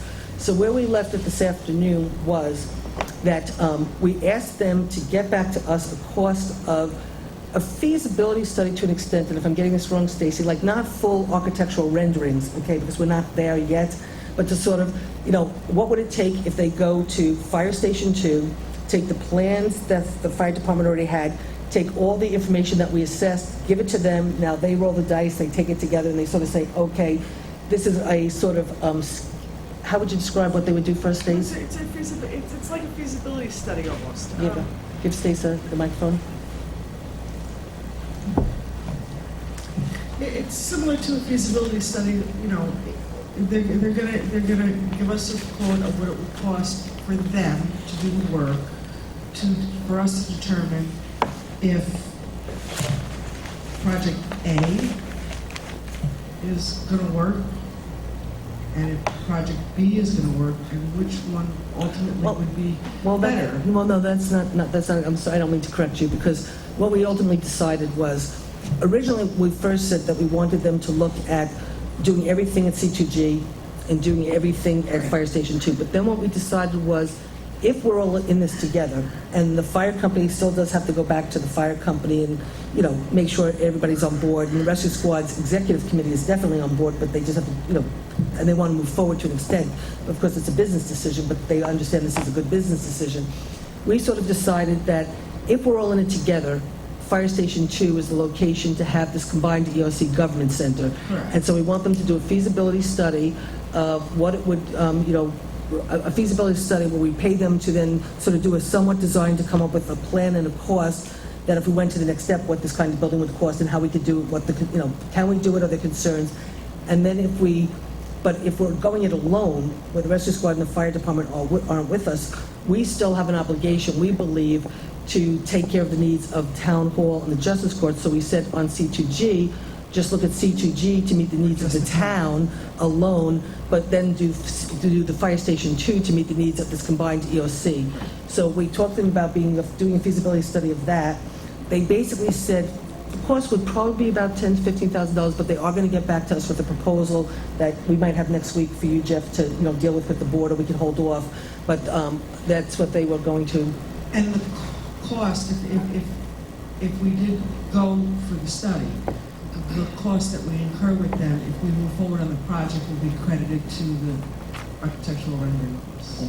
And so then one last thing, and then I'll open it to the board for conversation, is I also spoke with Joe Moriello, because you have it's a town driving the project, but the fire company is not a town department, or the fire department's not a town, whatever, and the rescue squad's their own not-for-profit. So it was like, how does the town move forward on this? Obviously, if we get all this grant money, it's not really a problem, but if the town had to do any bonding, can we bond for departments that are not technically ours? So Joe Moriello basically said that A, because it's a community service and we contract with both of these organizations, that there is a way that we can basically own the building, build out a little bit bigger than our needs are, but because we contract with the rescue squad and we contract with the fire department, that within those contracts would be the rent being sort of paid back to us for the use of a building that the town owns, and that it could be structured legally so there's no problem. So I think... That's not going to go over. Well, I mean, I think what she's saying is that there's a mechanism to build the building. Right. But certainly, you're right, there's a whole different discussion about how things are done now and how they would have to be done in the future. So that's definitely a conversation that would be had. And that'll be hashed out. So she didn't mean... Yeah. I mean, the meeting is going to be, there's going to be bloodshed. No. But, no. It was just a matter of, I was asking Joe, how can we legally do this? And Joe was saying we can legally do it. We just have to work on it and work out the details and all that. Because we talked about leasing the land, buying the land, you owning part of it, us owning part of it. And, you know, I mean, I was talking about all those things we discussed yesterday. And I just said, Joe, can we move forward? Can we legally do this? And he said, yes, we can work it out. And yes, we could legally do it because we're all in this together and we're all providing a community service and we can make it work. So that's all I'm really trying to say. I don't know what the details are. I just want to, before somebody says, can we do it? Take double doses. Blood pressure medication. No. You won't need anything. We'll do this so it works. So anyway, I mean, with that, I want to open it up to the board for a conversation, because what I would like to do is for us to all be on the table together to say we'd like to go to the next step. You know, we'll get the proposal back and we'd like to consider the proposal. And there is plenty of money in contingency for us to move forward with this, because we put money aside in this year's budget for the potential of actually leasing a building, leasing space to get out of here, and so there is money for us to facilitate. So go ahead. So I would like to recommend that we also conduct in parallel another feasibility study. And that would be a financial feasibility study. We currently pay rent for the use of the building for the police, and we pay taxes. Yep. So there's that cost. I know when I do the vouchers every other month, how many Central Hudson vouchers do we all sign? How many different copying vouchers do we sign? I know I talked to you guys about trying to eliminate that one $5,000 a month radio contract. You know, so maybe a new communication system can make things more. So I would like to see a financial feasibility study, taking the existing costs and then get somebody to project what the cost would be for, say, electricity with a solar system, whatever we're going to install. And so that you would see what the town's paying now, what the fire company's paying now, what the police are paying now, and then compare it to what would be the end number to show that maybe the project becomes a financially neutral kind of project. So they're not really paying any more on a monthly basis for a brand new building with combined resources. That's what I'm thinking. I did fail to mention the fact that obviously this building would be, the goal would be to make it a net carbon footprint building, which is also a lot of money through NYSERDA. I went to a solar communities meeting down in Newburgh the other day, and they were talking about all of these communities around the state that are doing things, and the buildings were almost paid for just through NYSERDA money to like make these buildings net carbon neutral stuff. So, you know, obviously, yes, there would be a major savings. I don't know if these architects could do that, but we could certainly, I mean, they might be. I think we would have to we'd have to sit down with Arlene and have her give us the data. And then, obviously, we have professionals that have, like Dave Paltz can tell us maybe what the energy savings might be if we use most modern. They might be able to do it. I mean, we can certainly talk to them about adding that part to it. I mean, after the meeting today, we sort of asked them to come back with a formal plan of what it would cost for us to, do this feasibility study for C2G and how that would work for us, and also then this bigger plan, so this way, and so we can certainly call them tomorrow and say we'd like to add this other component. And sure. Because if the public can see that it's not really going to have an impact on their tax bill going forward, I think they'll be happy. And the only thing I would add to that, Kevin, and I'm not sure we can do this without expense, or maybe we can, is also to get evaluation on the property we're sitting on here. So get evaluation of veterans, and also get evaluation.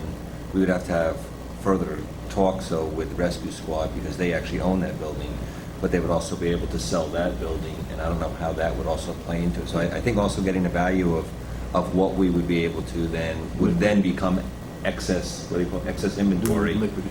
And so could we use money from this and also potentially money from Rescue Squad to then help us also offset a lot of the costs? I didn't understand the first thing you said veterans? No. Veterans Drive, what is this? What's this? Veterans Drive, yeah. I mean, the property is Veterans Drive, it's a large lot. Right. I mean, we go from here over, we do know in terms of the assessed value through the...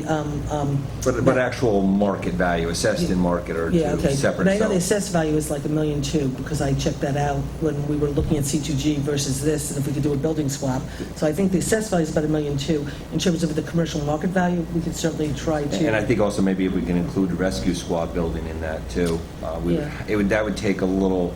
We would have to have probably our attorney look at how that money would work, but that could also be $1 million building out there. That is a conversation that we sort of had too, and that's, those aspects of how the Rescue Squad with their property, the fire department, it's their land. It's all that like fine tuning. So it's our building. It's your building and your land. No, I know that. So, and that was one of the conversations when I got everybody together yesterday. Was there's all these details we have to work out.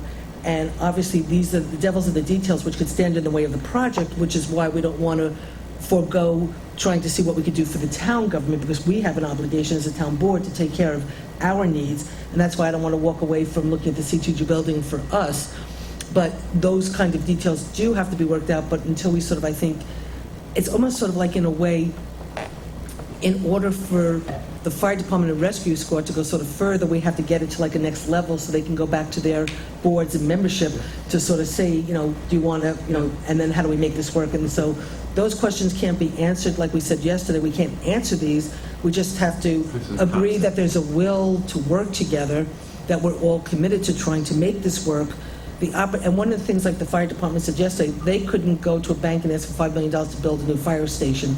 But, we can together get grants, and we together can try to make this happen. So those are the details. We'll try to work this out. But, the board has to commit to the fact that they want to move forward with this, and that's why we're talking about it tonight. So, Dan? Yeah, I just wanted to add that infrastructure, and particularly government infrastructure, is essential and often highly neglected. Because it's an example of there's a lot of turnover in local government, and you push it on to the next guy. And at some point, someone has to stop and say, well, we got to do it. And you know what? It sucks to have to be the person to have to do it, but it's also the responsible thing to do. And I'll just say, when it comes to renting buildings, and you mentioned it, there's probably nothing I hate more than that. When I was on the school board, we had that issue too with the district offices, and I hated it, and I thought it was a terrible thing. We eventually did get out of there. So I'd like to see us be able to remedy that situation and to upgrade our facilities. It's something that'll pay us back in the community over time. It may not be the easiest thing to do, but I think it's essential that we do it. I think it's a responsible thing to do as well. Thanks. But I actually think there's no better time than right now, because there is money out there because of all of the emergencies. There's a lot of awareness, and so there is money. And so if we were ever going to do it and try to minimize the impact to the taxpayers, this is the time to try to go forward. And I agree with you, Dan. That's what I said, the same thing, that I've been here at 2 different times, and we didn't even have handicap accessibility when I say the first time when we built this ramp, and we built the handicap accessible bathroom. But that was just, again, putting Band-Aids on, on a broken shell. And the time has come for us to be a responsible board and start to try to move this forward. So thank you for backing that up. Does anybody else have anything to say? So then, is everybody in support of us getting the proposal from the architect to see how we can move forward? And if we have it by next week, you guys can discuss it, or, without me, because I won't be here, or at our special meeting, we can, because we're going to do a special meeting anyway, we can do it that time too. So everybody's Absolutely. in agreement? And I would even add too, do we want to have some form of subcommittee to work on this further? Is that, or do we really have this under control at this point? Yeah, I mean, I think right now, just in terms of trying to move it forward a little bit, what we've been doing is like having, right now, for the moment, the subcommittee is Chris, Stacy, Rob, the chief, Joe, Kevin, Ted Reese, occasionally Dave, if needed, kind of thing. So we have been trying to move this forward. Of course, any board member who wants to join these meetings, but we have them during the day. But, I can certainly let people know. But I suspect if we should choose to hire these engagement architects, in a way it'll sort of go to them, and we won't really do anything until they come back, and then at that point we can decide how to move forward. Did you find out if we had to go to bid for the architects? What I was told is professional services, and so therefore we do not have to go for bid. And because you've had the experience with this architect and you can vouch for them, and Jeff vouches for them and whatever, and we met with them today, and Stacy was also, whatever, we don't have to bid. I did check that out. And even when we go to the point of the architectural plans, we don't have to bid it out because it's professional services. So if everybody's comfortable, I suspect... I have a question. Sure. Okay, when we're talking about the C2G building, are we talking about combining the emergency services, or is there only room in the C2G building for combining the courts and the town hall and the community center? This I need to know. What? Everybody. No. What is it? Everybody. As it sits right now. As it sits right now. Just C2G. Just town offices. Just town offices. What we believe, if I remember correctly, when we first started, okay, that we thought there was the possibility of the court, of the rescue squad and the fire department potentially being there, and we thought there might be room. We weren't sure, though, if we would maybe have to purchase land next to it. That's why I said as the building, the current footprint sits there now, it would house the town entities only. Okay. No, but I think what Gina's asking is, could that facility house the other 2 facilities too? And it's possible they could, okay? Now, let me just... I'm asking. I know that. They possibly could, Gina. We think they possibly could. Okay. And originally, so if they wanted to move in with us, because we are responsible, like Dan said, we are responsible for this wretched town hall, and the poor people who work here. And the courts, we're responsible for them, and I do agree that they should be near the police department.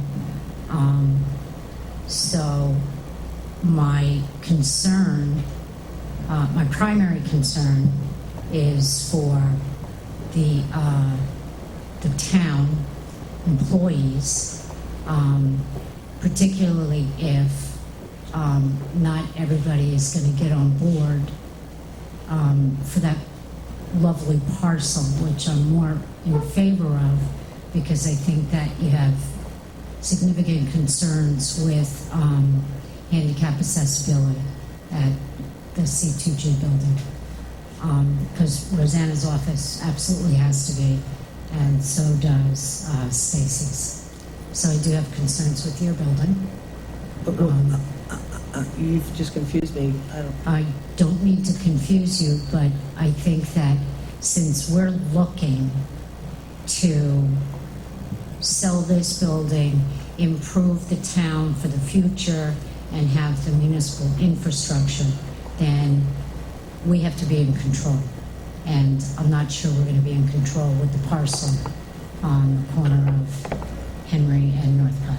Well, one of the conversations that we I had. think that's a conversation we need to have, like, early. No, we did. We had that conversation in that meeting because I was very clear, very, very, very clear about the fact that our obligation is to the town, exactly what you just said. Exactly. And that we need to move forward. So if we think that this stuff can't be worked out and it's going to be problematic, we want to know early because, I don't want to invest a lot of time in looking at a combined EOC if this is not going to work out.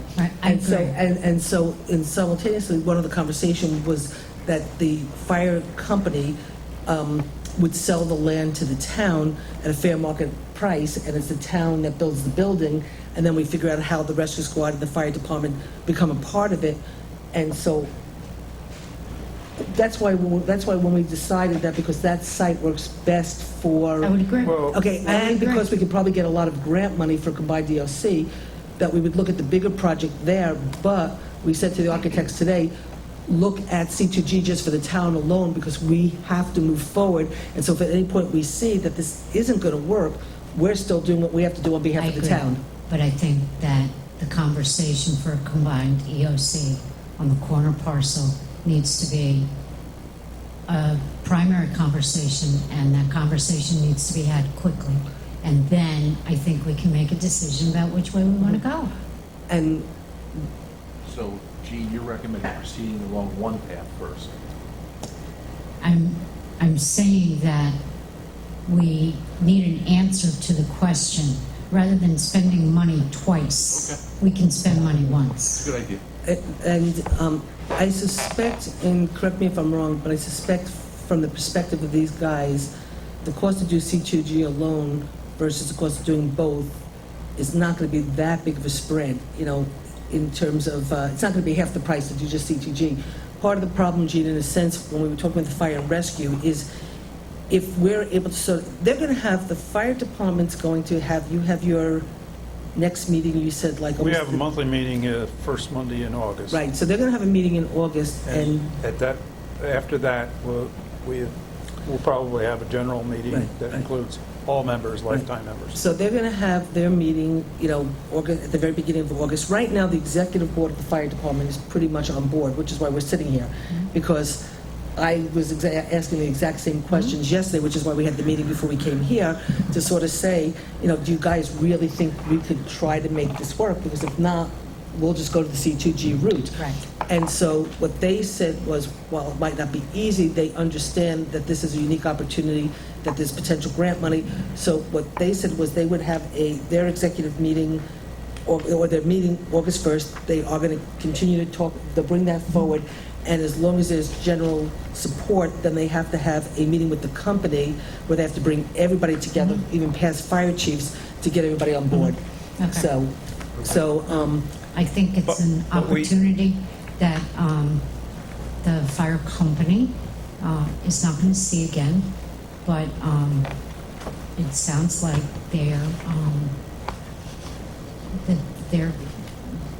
it's their piece of land.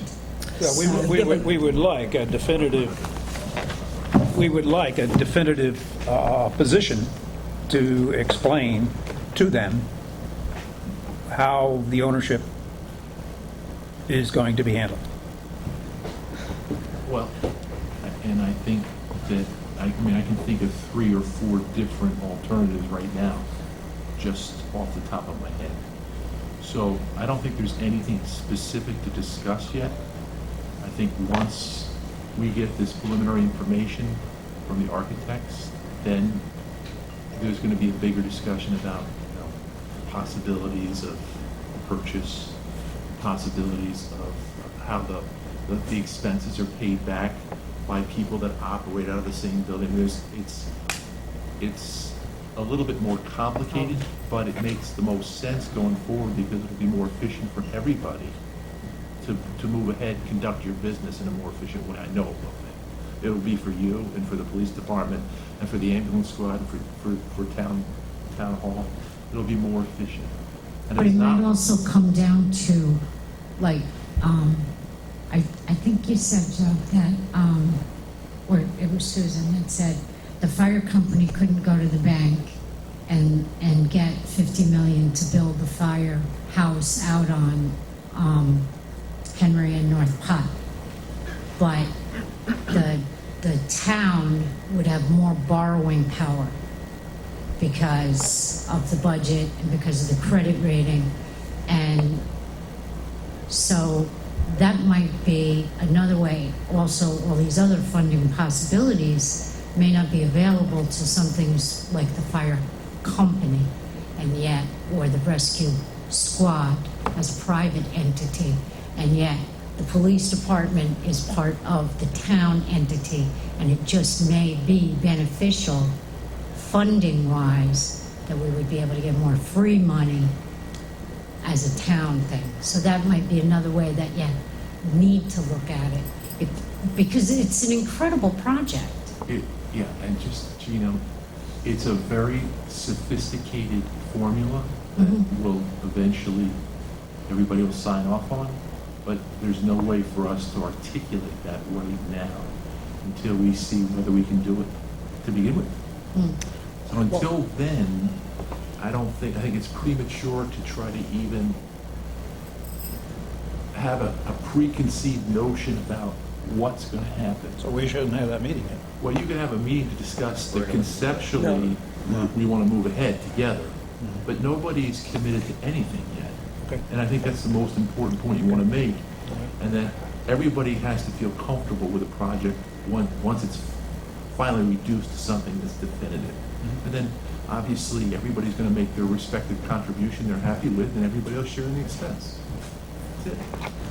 I mean, again, I don't think this is very different than what we talked about yesterday, because we were looking at the different ways we could do this, and I said that what I would do is go back and talk to the lawyer of all these different ways feasible.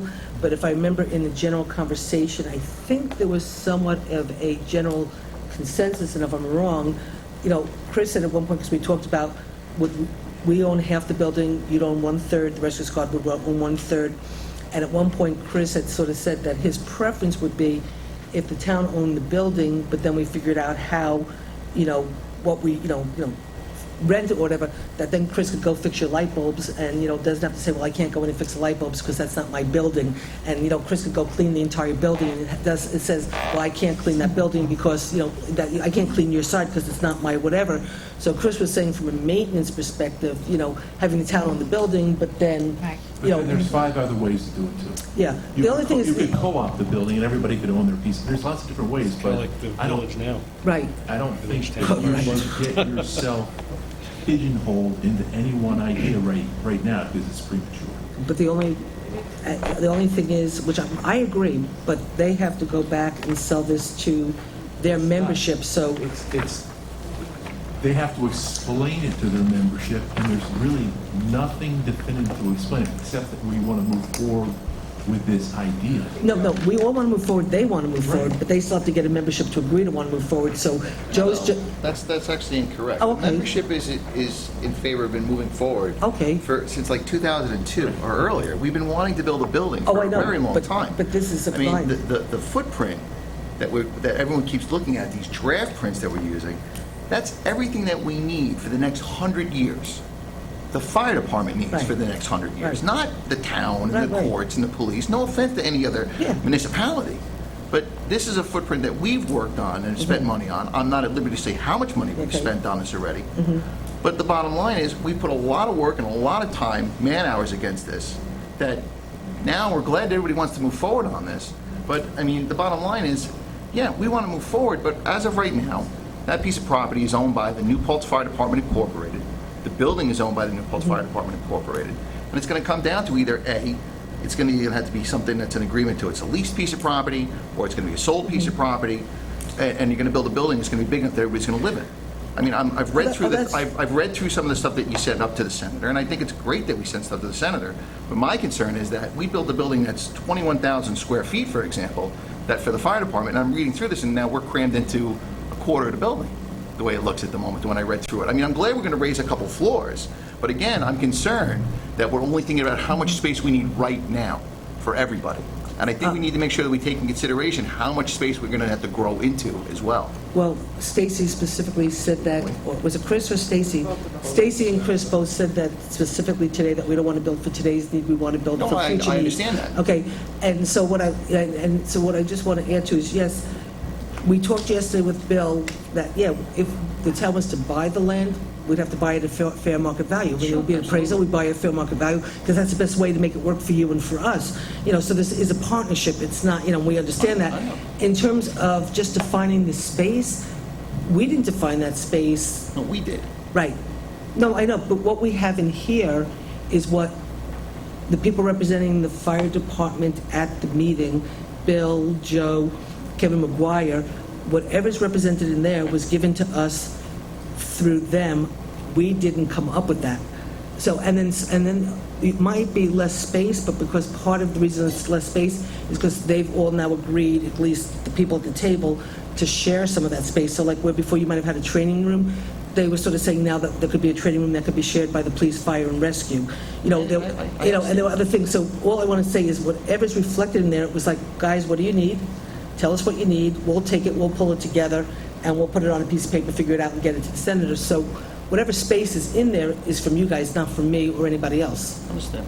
So I just want to make sure that we make sure that I understand that this might be somebody made an agreement or made an idea of the size of footprint that we have now. I'm just going to make sure that we're concerned that we don't you don't grow out of it right away. It'd be great that you're going to move from point A to point B, or you're going to move from location A to location B, and go, oh look, everything we had over here now is fitting in the same amount of space. Well, again, what we did was we took your footprint just as a working thing because you spent the money, so it was whatever. But we sat with the engineer and said, okay, let's look at the land. So like now, because you have water and sewer there now, which at one point... We don't have sewer. Stacey, Chris, don't they have water and sewer? No. No. Water and sewer. Yeah. We do not have sewer. Not in the building, but it's in that area. There might be sewer along the road, but it's not into the building. But with this, we can hook it up. It's available. It's available to hook up, okay? So Yeah, because, sewer district. right, so because, Yeah. Because of Woodland Pond.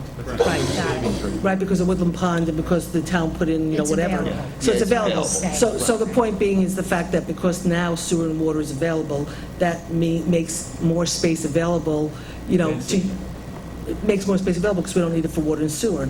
And so, you know, so we looked at all of the land, looked to see what happened, and because we looked at the footprint, it was like, okay, how do we make this work? Well, if we go up 2 floors, you know, and we get the space up on the 2, you know, we go up, you know, type of stuff. You might want to make it 4. We possibly could. I mean, you know, again, that's why we're sort of asking. What we did was give them what, and if you think the space needs that we gave them are wrong, again, this is what you guys came up with. Again, this is putting the, you know, the cart before the horse. You know, I think I have to agree with Gene a little bit that I think that you need to create the subcommittee that you're talking about.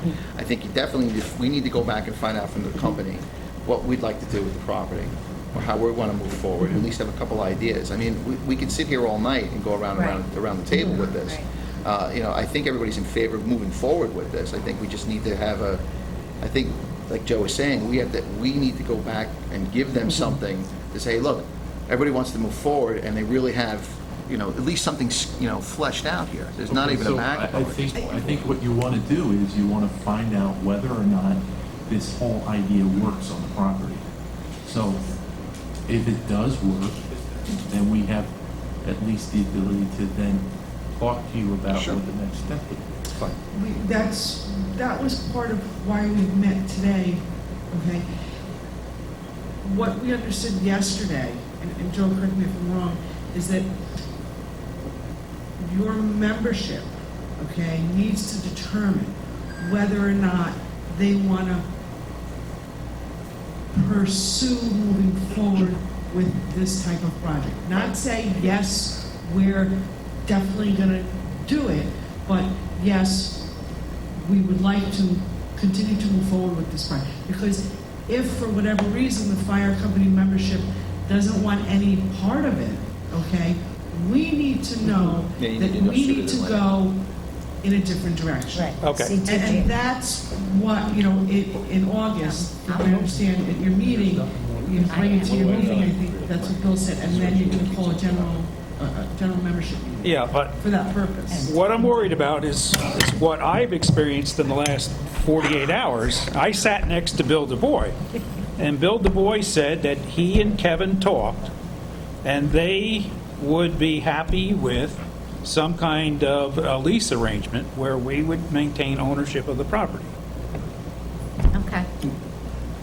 Okay, but that wasn't, How are we gonna but that wasn't build said it? in the... But I haven't heard that tonight. Okay. But Yeah. because what was said to me in yesterday's meeting was Bill, and I'll turn it over to Rob because he was there, what Bill said to me was, we'd either do a lease arrangement or, but he also said, or we would sell it to you at fair market value. Right. He said that Okay, too. and he said Yes. that too. Yes. Yeah. So, Yeah. again, it's like whatever the, how do we make this work and what's the best Yeah. way to make it work? But We I- didn't make any decision, it was Right. just that these are the options. Yeah. And, so if you had a conversation afterwards, I wasn't privy to that conversation. I'm only... No. It's just that I didn't get the vibe from you tonight. Oh, no. That was said yesterday. No, I did say, I started by saying that there was a possibility of a lease or us buying the land at for a fair market value.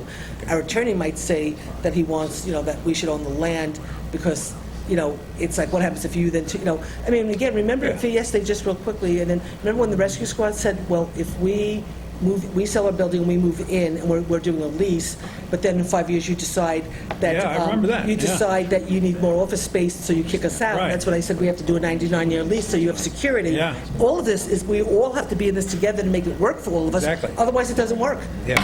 I'm sorry, Rob, go ahead. So I'm sorry if you got them wrong. Yeah. Kind of to what Jane's saying, and even Kevin to some point. Ted Reese made the point yesterday. It's almost like a catch-22. You need to make one decision, and they need to make another, and it's hard not knowing what either one. Would it be better that if at least at their fire department meeting they decide a decision that they make is, then it would help to see how you would structure a deal from that point on. I mean, the next meeting they at least make a decision, or at their general membership, do you want to purchase, do you want the land purchased, or do you want to lease it? Because then that gives you, it allows the town board to Then we know can which talk about way. financing. I would say that it's premature to make any decision about that yet, and this is the reason for it. We don't know what our financing options are yet, and our financing options may dictate which way is better to proceed. So, and that's a decision that goes down the road. I think as long as the fire company is supportive of working with the town to accommodate their future needs as a fire company in a manner which doesn't hurt the way they operate from the current perspective, I think they're going to be happy. And we all have the same decisions to make. So I don't think they can decide because we don't know yet. I'm looking at it in the sense of what Gene said. If you go down the road and you decide that it's best for the town to purchase, and the general membership of the fire department is adamantly opposed to that, then we've taken some time. Then we're going C2G. That's an impasse. Okay. And I'm just saying, that just takes time. We don't know. We won't know that for a while. So basically, we need two meetings. One, to get the intent to go forward.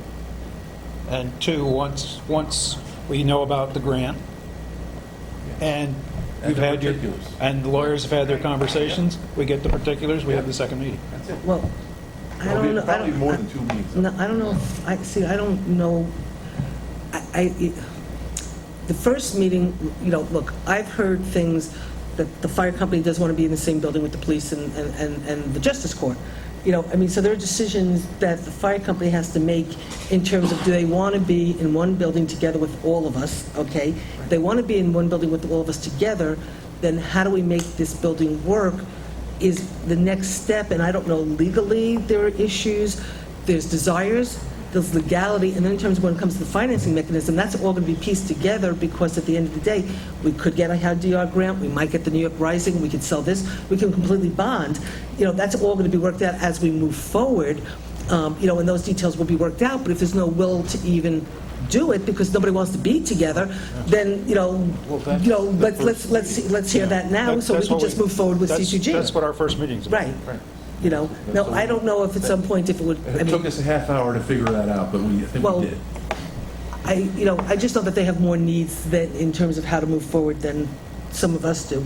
I don't know if it would be helpful, and if you'd even want, if Kevin would be willing to come to the meeting, to sort of help maybe delineate some of the legal stuff or whatever, if that helps you or not or whatever. It's just whatever we need to do to help you guys facilitate, because we can't give you all the answers you want because we don't know the answers. If you need, I'm sorry for offering your services, Kevin, but if if you think Kevin could help explain from a town perspective, we don't know these. I mean, that's why I sat down with Joe Morelli after we had the meeting to say, Joe, can we do this? Can we do that? Can we do it? But Joe basically said, because we're all in this together, because we're all public service organizations, there will be a way to figure out how to make it work for all of us. And that, yes, you could move forward with looking to do this because we can make it work. And we have our lawyer, too. Right. Right. So everybody is sort of in agreement that we'll just keep having the conversations, pursue, and we'll go from there. Did the architect give you an idea of when he... Well, he was going to pretty much try to get us a... Before next Thursday's meeting. Yeah, but we're not going to take any action next Thursday, I don't think, until we know. No, I just want to say. Yeah, no, but he basically said about $10,000 to $15,000, right, to try to do a feasibility study for both pieces of property in terms of doing the EOC. Could this work? What would the cost be? How do we make it work? And then the C2G, that he could have a proposal to us probably tomorrow or early next week. So this thing that you sent up to Bonachek's office, which you gave two different scenarios for, right? Mm-hmm. But if we get the $100,000, we're going to it's reimbursable. Planning, yes, but we're going to be planning One on one scenario at that point. Oh, yeah. Okay. Yeah. No, definitely. At a certain point, I mean, the truth is, his office asked when I first, talked, can we do two buildings? They said, well, Susan, which building rises to the top? And I said, well, I have to answer that two ways. I said, from an emergency perspective, if we did an EOC building, Fire Station 2 works. That's where they all want it. That's, Right. I said, from a, what's the word? From an easier, I mean, obviously, I said, but if I just work with the town and we just do C2G and it's just the town, it's easier for me to get this done because I'm only working with the town board. So I said to them, so C2G is an easier building and I could take care of the town's needs. I said, but the EOC at Fire Station 2 is a better building for the community, and I think there's more money. Right, that's what. Better location. Right, exactly. It's definitely my preferred build. Right. Just so Right. nobody thinks I'm. And I do Looney believe that Tunes. there's money for it. It is my preferred building. So. It's not that I don't like your building, but there's stairs, and then it's like it's Queen of England to try to get in there. Okay, so I think that... Is that you? What's that? Queen of England? I think that having a joint emergency operations center and government building is the ultimate way to go. From the police perspective, we get along with everybody. So we're happy to be with these guys. We're happy to be with the rescue squad. Happy to be with all of you most of the time. Disclaimer. We have our time. I ever heard one. But bottom line is we're one community. We're one agency, really working together in different elements of it. So He gets to say that because he has a gun. Go ahead. So from our perspective, that's fine. But I agree with you. If for some reason the fire department feels that they still need to have their own property, their own place, the rescue squad wants to, I understand the town has a need, and that property there is a need that could, or a location that could meet those needs. And I agree with you. When we were looking at the building, we had the building committee. My recommendation then was to buy that property. but there was other things involved with that. And I was only a small voice, but it was important for us to get into a location out of the building we were in. But again, we have 7 years left on the lease, and now's the time that we need to be talking about this. Hopefully we can all work well and play well together, as they say, and I'm sure we can. It's just a matter of how numbers work out and things of that nature. So, but I'm looking forward to working with everybody on this. Me too.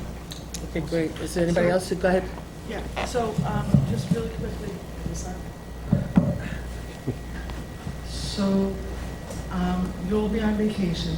Next week. Yeah, the architects will be in touch with me and they'll be sending me their information.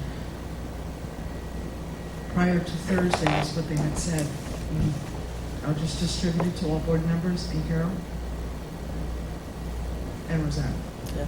I don't know if we'll take action per se, because we might want to wait until the fire department has a meeting, but we could, they said they could get something. We could always tweak the proposal.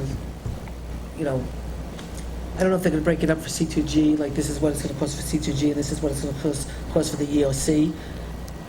We can talk to them a little bit more tomorrow, and I can flush it out a little bit tomorrow. Okay. And Jeff will be there. Can I have a hard copy in my mailbox, please? Yeah. Thank you. Okay, so is everybody okay? Is there any other issues or problems? Oh, no. Joe and I are just discussing it. Basically, Can you just take it? Basically, Susan, what we're going to have to do, or what the company has to do, is they'll have a general meeting.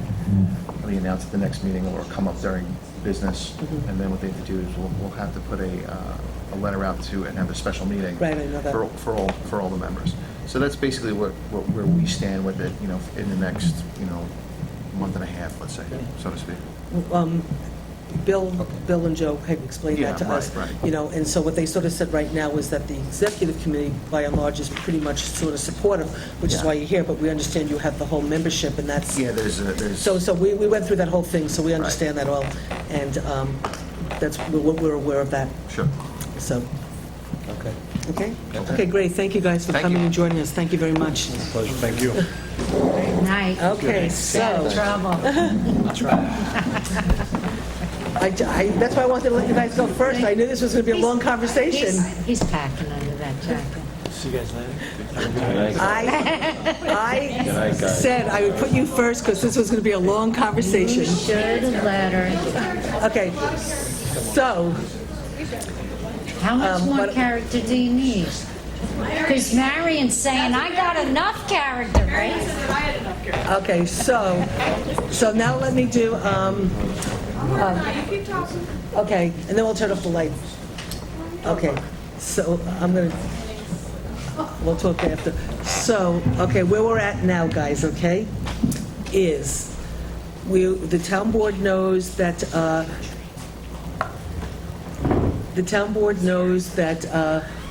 the Four Paws for Ulster have been working on trying to locate a dog park in Ulster County for about 5 years now.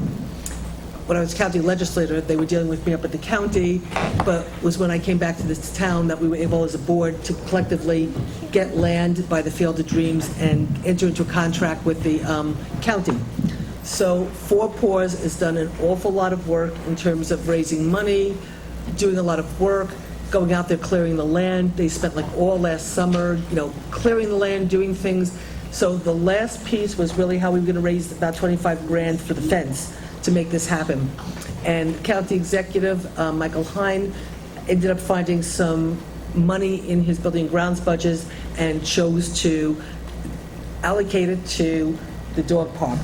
So within about 2 weeks, the fence will be in, and we will have about 2 or 3 weeks, the fence will be in, and we will have a grand opening ribbon cutting with everybody bringing their dogs, and the Ulster County Dog Park will come to fruition. So what we want to do is, A, update the board, who all just deserted me, so I don't need to update myself. Great job. I mean, I got all this set up for you, Sue. All you. And I already read it, so I already saw it. But anyway, so the long and the short is, I'm letting you guys know that this is moving forward. Four Paws has been working on some stuff, so they want to do a little bit of a presentation, and then we're going to renew their contract tonight and move forward. Not unless you let her move forward. But there's no board members. Oh, come on, board members. I think they're in the bathroom. I could be You want to wrong. wait 2 seconds for our board members to come out? Oh, yes. Okay, so we'll, We're very thankful to be here tonight. see, I told you to go first. Well, it would take, then everybody would have to wait, and do the pluggy thing. It's and okay. I know they're all gonna run away. I think that they had. Went to the thing. I can start, I mean, some of this, many of them that have run away have heard. No, but Okay. I want an audience. You just read it. Yes. I'm the one who could leave because I read the presentation, was there and lived it. Okay. So, okay, we're just waiting for everybody, they needed to take a bathroom break. What? Kevin, are you sure you don't want to run out? Get your sodas too. Well, if you buy me too, Kev, coffee with cream. Yeah. I usually don't, but I'll take it this time. She's not wired enough. Okay. Okay, Dan, you might want to sit out there so you can see the, okay, so I will turn it over to Christine DeBoer, the president of Poors of Ulster. Thank you very much, President. Right now, because our past president, Danielle, is expecting her very first baby within the week. Oh, yeah. And I saw her this morning. The baby's coming very soon. So thank you all very much for letting us speak tonight. And this is almost 5 years that we've been working on this. So why a dog park? Responsible dog owners will take their dogs somewhere to exercise them. The very few people I know that have a fenced-in yard, dogs don't exercise in that fenced-in yard. They go out there, they do their business, they come back inside. Dogs just don't run around and have fun, and they certainly don't get a chance to socialize. So dog parks, what's so important about them? It provides a place for dogs, people to socialize, communicate, build relationships. I used to drive 5 days a week for over a year to socialize my dogs. My dogs still have very good friends over in Orange County. You can ask them on Facebook. Benefits of dog parks. It allows dogs to run around off leash. When the dog's off leash, it's a lot more sociable. They're not as possessive over their owners. It allows dogs to get physical exercise, work out some of their aggression, some of their energy, and it also allows them to socialize and to interact with people in a way that they can't, and then they don't go home and destroy your house, which is, anyone ever had a dog that's done that, this helps a lot when they can go out and burn off that energy. Dog parks are a place for a lot of people who have disabilities or have had surgeries who can't walk their dogs, to allow their dogs to get that energy burned off. If you have a breed that really needs to get that run out every day. We have a friend of ours who's younger than me, had knee surgery. Her dog needs to run before he does the latter part of his business every day. She can't do that right now. She needs this dog park. Things like that are really important. People who have disabilities, who are handicapped, dog parks are really important for them. And it also really builds relationships for people who have dogs and can interact. There are over 5,000 licensed dogs in Ulster County. And there's no off-leash areas as large as what we are working on in Ulster County, and especially not in the town of New Paltz. There have been some local town efforts that pop up here and there, but at any time, a town or village park can close it down to just residents. And we really wanted an Ulster County dog park to really attract people to come and visit it, but to make it open to Ulster County. And we were able to find that here in New Paltz. So this is a really neat quote that one of our newer board members found for us. Never doubt that a small group of thoughtful, committed, crazy dog lady citizens can change the world. Indeed, it is the only thing that ever has. And this really started in 2009, a couple of crazy dog ladies. It was Marion, myself, and our dear Danielle, who's expecting a tiny human, who sat down and started talking about this, and in May of 2010, we got more serious about it. We were told, well, if you're going to get more serious, you really need to show us. We became a 501c3 nonprofit in 2011. If anyone's ever started a nonprofit, it is not an easy task, but we did it. In 2012, we came into this room, and the town of New Paltz board voted to allow us to have 2 acres of a 40-acre parcel that's owned by the county, leased by the town, for our dog park. And we have a contract with the county and the town for us to have this amazing dog park. And we thought, great, this is wonderful. But it looked like this. And this is what it looked like without the leaves. There were many, many times where we'd go out there and I would lose Marion and Danielle because it's second growth forest, very brushy. So we started having volunteer days. That's me in the orange chainsaw pants and the hat, learning how to use a DR, which is awesome. It eats all sorts of brush and stuff. I was out there Easter morning cursing at the store, sorry Mom, trying to clear the land. But the darndest thing about second growth brush is the minute you leave it alone for a couple weekends, it grows back. We worked really, really hard with volunteers trying to clear our 2 acres so that we could be able to use it. And we had a lot of volunteer tree services come out, Limber Tree Services one, to help it make it look like this. And there's a lot of folks that I can name, can't name, that came out and really helped and made this possible. But now we didn't clear the full 2 acres. There's a wet section in the back, and we let it remain wet so the little woodland animals can enjoy that. But with some grass seed, some trees that we left for shade, we now have a clear property. And this is amazing. This is what it looked like just in the spring of this year.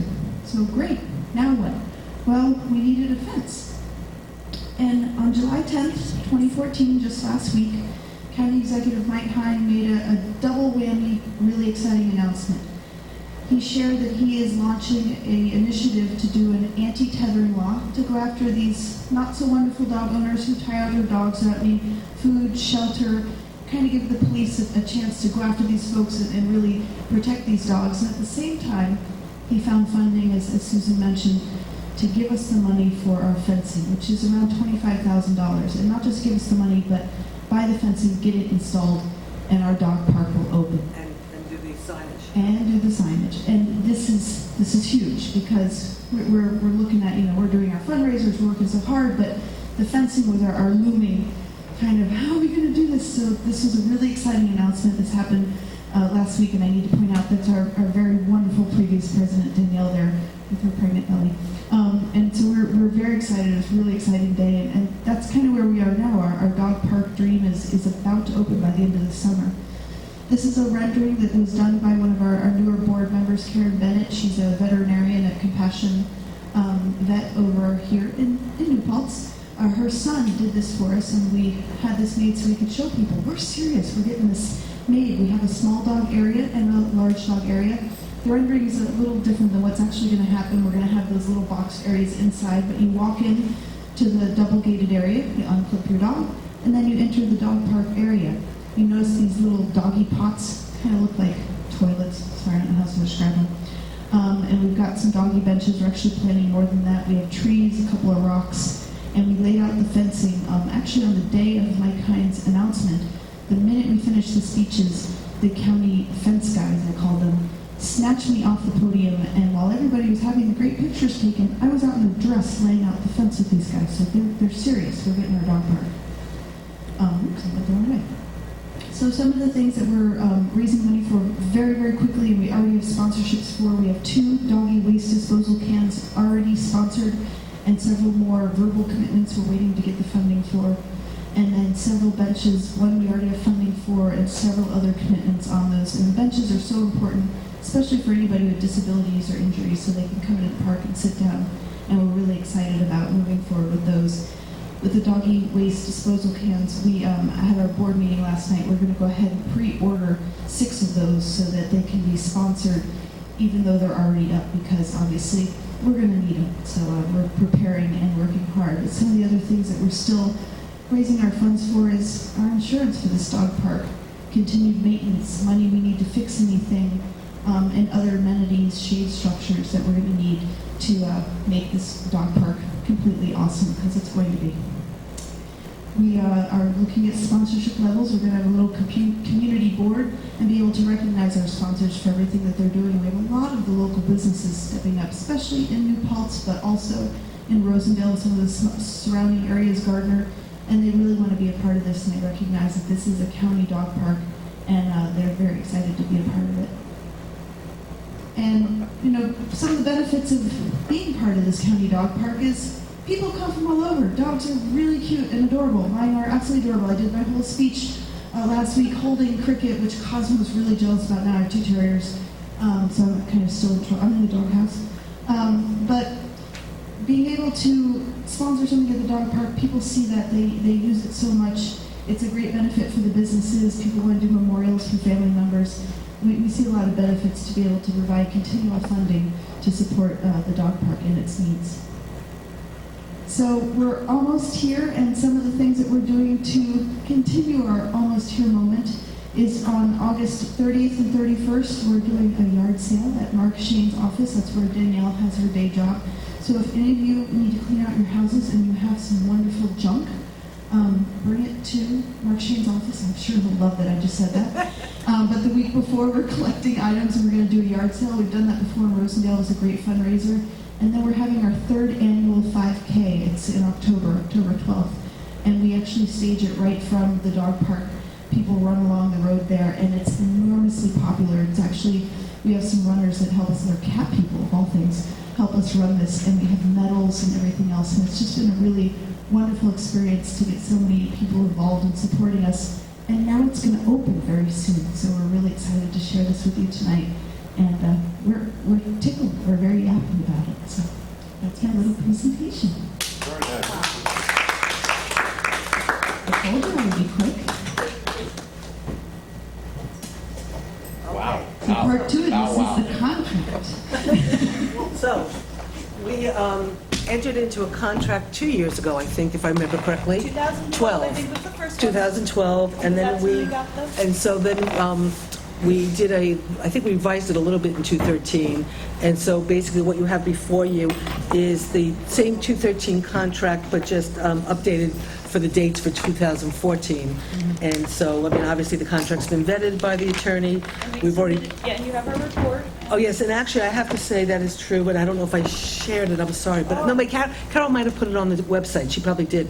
They are. Yeah, it was on the website. It's on the website, so Carol did share it. So we give money to a lot of different organizations, and we don't necessarily get annual reports from the organizations, and we should actually start to insist that we get it. If we give you money, we want a report for what you accomplish for the money we give you is a stipend, but they gave us, like it says in the contract, they delivered an annual report, so you can see, everything they've done, the money they've raised, and... We don't want you to kick us out. No, I know that. You guys are very much on top of it. Our doggies wouldn't let us go home, but no. And So- we're also, we've been very excited. We're very excited with our reporting to even before this happened last week, we did the report, obviously, before any of this happened. I mean, That's right. The report for this year is going to be awesome. But we're excited to just share what we've been up to, because this has been kind of the little train that could. And I mean, when I refer to us as the crazy dog ladies, we've really been the crazy dog ladies, saying we wanted an Ulster County dog park. Now we're going to have an Ulster County dog park. It's happening. I just came from Mike Hines' birthday party, and he kept making little dog jokes every time I got near him. I was like, stop, okay, I got it. This is great. But this, I think, is really going to be wonderful for the community, wonderful for this area, and nothing against Orange County, but I'm tired of driving there, and so are my dogs. So this is really going to be, I think, a huge draw, and the location, I think, is perfect. And I think the work that Christy, Marion Dubois, and Danielle did, there's a lot of other people who have certainly been a part of it and helping, and there's no doubt about it. But these 3 ladies have just been unrelenting for 5 years, and the people of Ulster County and the people of New Paltz really owe them a debt of gratitude when they go out there with their dogs, because it's these 3 ladies that really got this done. And we're going to continue. We're not going anywhere. We actually have some great new board members, and we pulled in some great support from the community to help us. We have local business owner Amanda Favino from Positive Station. We pulled her in and said, get us the best pricing on these amenities that we need, and she jumped right in, did an amazing proposal to us last night. All made in America products, all the best pricing. What can we get in by the time this opens? Really fantastic. We've been working really close with the New Paltz Chamber and Helen, good friend there, and said, how can we really get reaching out to the community? And so we're pulling in all of our doggy friends. And you actually got my husband on your board, which is... He actually helped with the original setup of this PowerPoint, but I didn't want to brag too much. But that's okay. He doesn't join anything. He doesn't join anything. He came to one meeting, and it was amazing. It was really amazing, and then he does course, because he said he hated meetings, so it was Yeah. really, it was fantastic. He doesn't like to go out of the house, but he will do emails and do the work. It's all about the dog. That's right. It's all And I about the have to dog. say, at the Mike Hines birthday party tonight, a woman came up to me and all she did was talk about my dog. And I go, I was actually the one that gave the speech last week. My dog wasn't talking, it just. But she was like, oh no, the dog did a great job, and, you know, what she said. And I was like, I was talking, it wasn't her. So yeah, it is about the dogs, but I think this is really going to be. I will say the one just really cute thing, and we'll move forward so we can do your contract and we can do our other work, but the one cute thing was a bunch of people came with dogs, and the dogs were all on their leashes and all up and whatever, and then at a certain point, they all just sat down when all the speeches started, and all the dogs were just, lying down there, and they were all just really well behaved, listening to the speeches, and you look out, and there's a whole bunch of dogs sitting on the floor. It was really, they were very well behaved. They were really well behaved. The county said, it was a great announcement, don't tell everybody what it is, but get some people, get some dogs. And we had at least 50 people, 20 dogs, no fights, everybody was really wonderful. It's the same one, it's And, just change of and the dates. county was impressed, and I said, hey, we're not messing around, we're serious, so we're thrilled. Congratulations. Thank you very much. Okay, so with that, would somebody like, well, I would love to make a motion to renew the dog park contract with Four Paws of Ulster for June, for 2014. Second. Any? Nope, no changes All the whatsoever. same terms and conditions. All the same terms, all the same, terms and conditions. exactly. Okay, yeah. Not one thing has changed. Okay, so I have a motion, and who seconded it? Dan? did. Any discussion? All in favor? Aye. Aye. Motion so Aye. carried. Okay, so we can sign it and give it to you, and I think we're done with that. So thank you guys for everything. Thank you very much, and I try not to take up too much time. You were great. Thank you very much. Okay, so I think, let me just ask a question. Laura, do we have people here? Where's Laura? Did she went to get she still hasn't come back? Okay. Can we do the developers agreement? Well, I was going to, yeah, let's do that because I want to get to, if we have people here to interview, and then we can come back and wrap up the other stuff. But yeah, let's do the developers agreement while we're waiting for Laura and do all this, okay? So basically, very quickly with the developers agreement, what this is all about is, as we know, the Hampton Inn got approval to build this much-needed hotel on Redactive Reuse where the Frito-Lay used to be. And it's been a number of years in the courts. It's finally over and done. And now they're ready to build. And so in order to build, we needed a developers agreement. This agreement has been reviewed by George Lithgow. It's been reviewed by Joe Moriello, working with Jay, the owners, whatever. And so once we approve this tonight, they can get a building permit tomorrow, a demolition permit tomorrow to start taking down the Frito-Lay building and getting the Hampton Inn built. So it will be open by the end of, before graduation next year So for the do you want me college. to move to I authorize would the love you to move it. supervisor to execute the development Absolutely. agreement dated July 17, 2014, between the town of New Paltz and New Paltz Hospitality LLC? And I'll second it. Okay, any discussion? Okay, all in favor? Aye. Okay, terrific, and now we'll finally get the Hampton Inn, I'm going to recuse myself because I haven't read it. okay. We need to do. It's been vetted by all the lawyers. And actually, I didn't Susan. get it. I know, because we didn't get it until 4 o'clock this afternoon, because, I know, but I didn't read it. so- okay, but I mean, Joe did I did. review it, and George reviewed I it, that's understand okay. that. And also, Okay. we need to do the resolution, though. Okay, so let's do that. So, at a meeting, the town board of New Paltz, Ulster County, New Paltz, New York, held in the town of New Paltz on the 17th day of July 2014. He's doing this, the resolution that we got. You have it, right? The meeting was called to order for Supervisor Zimmet. Upon roll being called, the roll is taken. Whereas the New Paltz Hospitality LLC, herein referred to developer, has previously received necessary site plan approvals from the town of New Paltz Planning Board for demolition of the existing building and for the construction of hotel improvements and parking areas upon property owned by developer located on the east side of South Park Corners Road in the town of New Paltz. Whereas the condition of such approval, the planning board has required the developer enter into a development agreement with the town to define the work to be performed and provide, among other things, certain financial security to the town to assure that certain site work will be properly performed. And whereas the town engineer has advised that a bond or other security in form acceptable to the town and to its attorney in the amount of $30,000 for all required demolition work, and in the amount of $194,500 for certain construction activities would be sufficient to ensure safe demolition of the existing structure and for the required construction activities should the developer not complete such work in a timely manner and in accordance with site plan approval requirements. Now, therefore, be it resolved that the supervisor of the town of New Paltz or the deputy supervisor, as the case may be, is hereby authorized to sign on behalf of the town the developer's agreement in the form attached and to sign such other further and different documents as are necessary and proper to give full force and effect to the purposes and intent of the resolution, and it is further resolved that the developer's agreement signed on behalf of the town shall not become effective until such time as the town has received a fully signed developer's agreement by New Paltz Hospitality LLC. Okay, we moved it and seconded, and so, and we all voted. We all voted. Right. And we all voted. Right, okay, Perfect. great, terrific, thanks. Done. Okay, that's terrific. Okay, do you want to, we can do the What about ethics. the metal bid? Oh, you want to do the metal, Lori, you have a metal bid? Oh, the metal bid I have. I'll have to do the bus driver thing too. And do you have the events to approve hospice? Yeah. Bike, No, Oh, we're actually going to do that next next week. Next week. You guys are going to do that That's next all. week. Okay, so we only got one bid. Okay. Hello? Okay. We only got in one bid. It wasn't complete, it didn't have the non-collusion signed on it. It is a vendor we've been working with for about 3 or 4 years now. There was a significant positive difference when we started using them. Previous years, we collected about $5,000 in scrap metal and no weight tickets. You know, it seemed like volumes of it would go out, but we didn't see that in revenues. And we started in January with West Kingston Recycling, and the revenues went up to $22,000.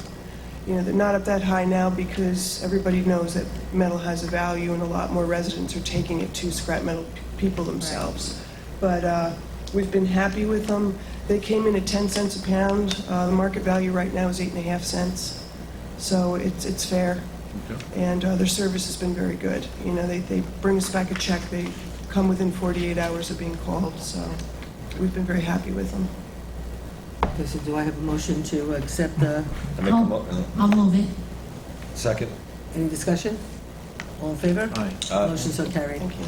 Okay, great. Revised bus driver list? Yeah, basically, real quick, what happened is, we did the bus driver list, and then because we asked for them to do a W-9 for the first time, some of the bus drivers we approved didn't necessarily want to sign it. It doesn't matter. Regardless, these are all the bus drivers. By approving this bus driver list, we can then, whatever bus driver the school wants to, we can take off this list. So these are, we only approved three bus drivers. Right. But, so if we do all this, I'll move this amended bus driver list. Second. all in favor? Aye. Okay, motion so carried. And we're also, we have the senior coordinator, and she's doing amazing stuff. And so, if you remember, this board put when we adopted the budget, we put in $5,000 for senior programming, and Kathy is just nonstop working. So we are going to use, we're going to use the school buses and these drivers, and on July 23rd, we're taking seniors, about 15 already have signed up, July 23rd to, it's a free lawn concert, music in the park at Mills Estate for Stolen Hearts, which will cost us about $240 for the bus driver and the mileage, which we did for the camp.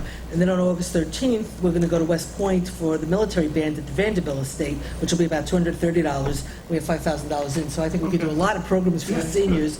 So I don't think we necessarily have a board have to approve it because we put in the 5,000. We're just scheduling it. I just want you to. But we do need to approve, what we do But need do though we is have a a contract. contract? We need a Well, contract this is from what, them. this is the, contract, no, we have a contract with the school district that has to do with the summer Has camp to and do with stuff. YMCA. No, I know camp. that, I understand that. And so Right. I spoke to Joe, because the school district basically said, what's her name? Maureen at the school district said that under that contract, that we can have the buses to take the seniors there. And I spoke with Joe Moriello, and he said that we can do it under that contract. The school board doesn't meet this year, doesn't meet over the summer, so we couldn't do any of these trips. He said that They basic, meet well, also according to what, well, anyway, these trips are coming up. What Joe said was that we could do it under the contract, that the contract ends at the end of August because it's for the summer camp, and that in September, what we should probably do is a more generic contract for any recreational trips that we want to do with the school district. And, and then we'll do a new contract in September, but under the contract, because it does talk about recreation for the school district, even though it's directed to the kids, it basically says that we have this contract with the school district. He said we would be okay to do these two trips. So I did vet it through Joe. I'm fine with it because he's reviewed it. The language can be interpreted to be more. And I read the contract, and the contract is not broad. It says it's for the YMCA summer camp. It doesn't say anything about seniors. Well, it says recreation. And it's funny you said that, but doesn't our recreation, doesn't Jim Tinger use our school buses also? Or Yeah, he does. And do we sign a contract each time? No, we actually don't. We actually don't, So which is why... We should look into that, Jane. So what you're saying is that we want to make sure that the future contract covers all of it. Well, that's the point. But he's comfortable right now. He's comfortable with us being able to, because the school district, because Maureen from the school district said that she felt comfortable under the contract because we said that we can, it's a contract with us to rent their buses under these, the miles per hour. We pay the bus drivers individually through us, that because the school district is, the school district is okay with it, we have that contract, that he's okay with us doing these two trips, but then should probably do a more generic thing to go back to the school board. But you're right, we do it with the youth center, and we do it under what guise? I don't know. I don't know. So, Okay. so if everybody, so I don't know if you want to approve these trips, or, I don't think we just have to come back for all these trips, because we put money in the budget for it, so it's up to the board how you want to handle it. But we did authorize 5,000, and Kathy's putting together trips all the time. What? Okay, because we already have a deal. We understand what the cost is for the school district or whatever. So anyway, okay, so we did the vote on this, on the drivers? Okay, so I just wanted to let you all know about these trips. Very exciting. The kids are really, the people are signing up for these a lot. So can we do the warrant next? Do you want to do now, can I ask you just a quick question? The ethics law, there's nothing we have to do other than just basically adopt it. I don't know, do we have to declare ourselves lead agency and then, What? Ethics? the ethics? We already had the public hearing. Ethics needs to... I think Joe said that we might, just because we're taking an action on a law. Did he say we don't have to? It doesn't affect zoning. No, it doesn't. But I thought okay, he didn't give you one, okay. So, I think he said it's just we're taking an action, so. Management or No. ethics? Yeah, he said we were taking an action, so we need to do it just There's to. a resolution Or to to declare- designate the town board lead agency, Right. and then a resolution and notice of determination of non-significance, and then there's the resolution to adopt the law. Right. I know, it's because we're taking action. You guys want to do this right now? We do the warrant. You want to do the warrant first? We can. Yeah. Okay. I make a motion that we approve the supervisor to sign the July 2014 warrant in the amount of $707,634.16. Second. Any discussion? All in favor? Aye. Motion so carried. Aye. Okay. I don't think we're doing, there might be one budget modification. Okay. Okay, so this is a real quick modification that what happens is Rosanna doesn't put into her budget, it's for $17.50, but Rosanna doesn't put in her budget for foils. She doesn't know how many foils she's going to get, whatever.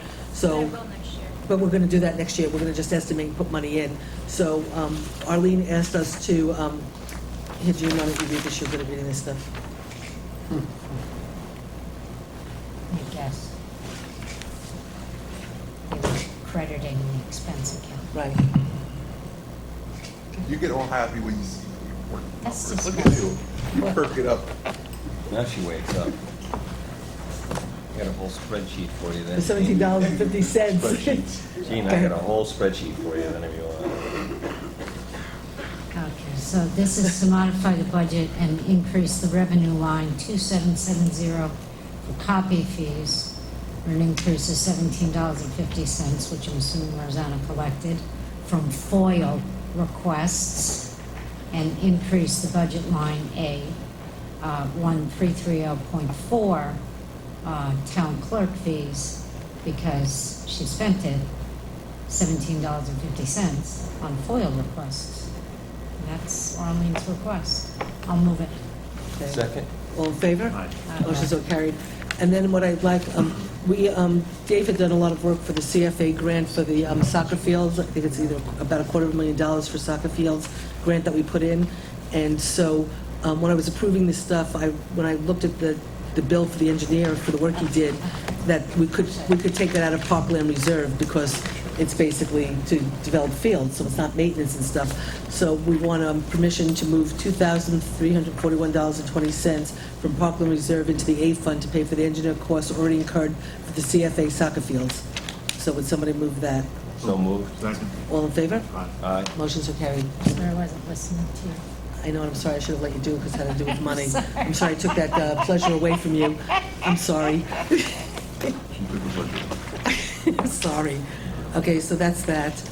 So that's the budget transfer modifications, the warrant we did. Do you guys want to do the ethics law, or do you, I would You like could to do do it next the ethics law.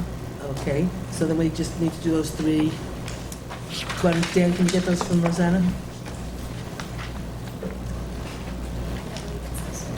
Give them to Jean, and why don't you do them, Jean? If you go to I, Kevin, Well, that was the big, I was the big change. If anyone wants to look at what the big change was, that was I. Well, what we did was we changed, the two things that we changed were, You got it? the two things we Okay. changed, our attorney didn't agree with the last change, but the two things that, I'll tell you about that later. The two things that we changed were the fact that when a request comes in, it has to go to the ethics board, and the other change pretty much was when an ethics decision is rendered, it has to be released. Those were sort of really pretty much the two changes that we made over a period of time. Oh, okay. And then, Yeah. right, Yeah. those were like the two major changes, right, Jan? Yeah. So, do you want to do,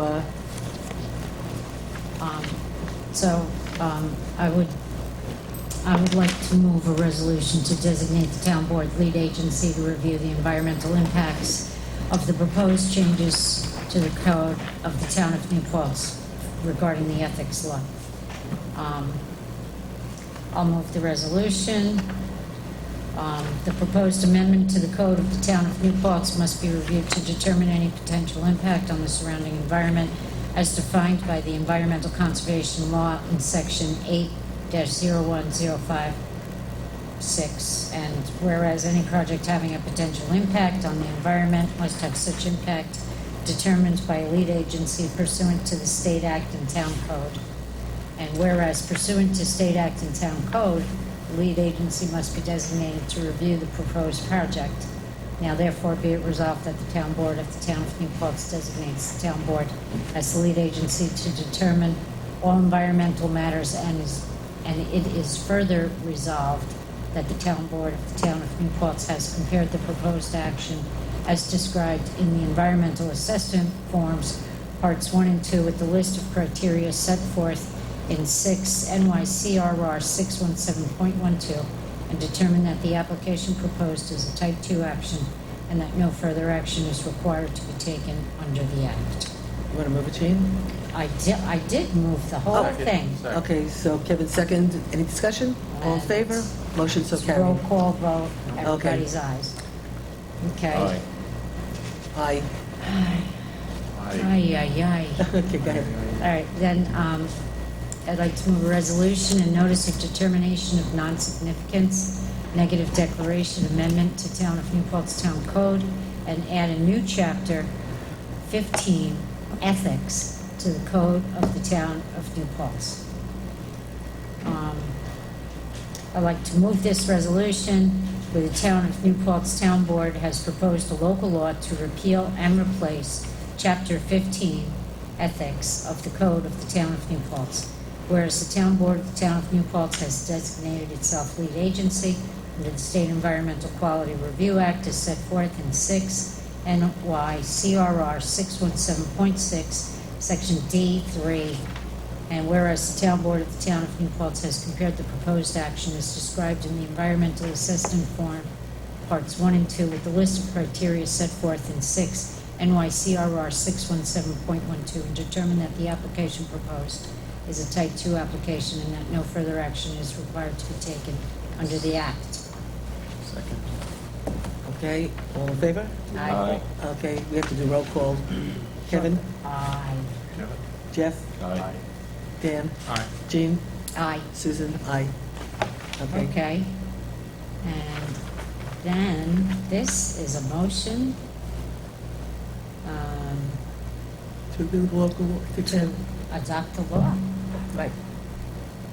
Which we adopted the law, we're amending it.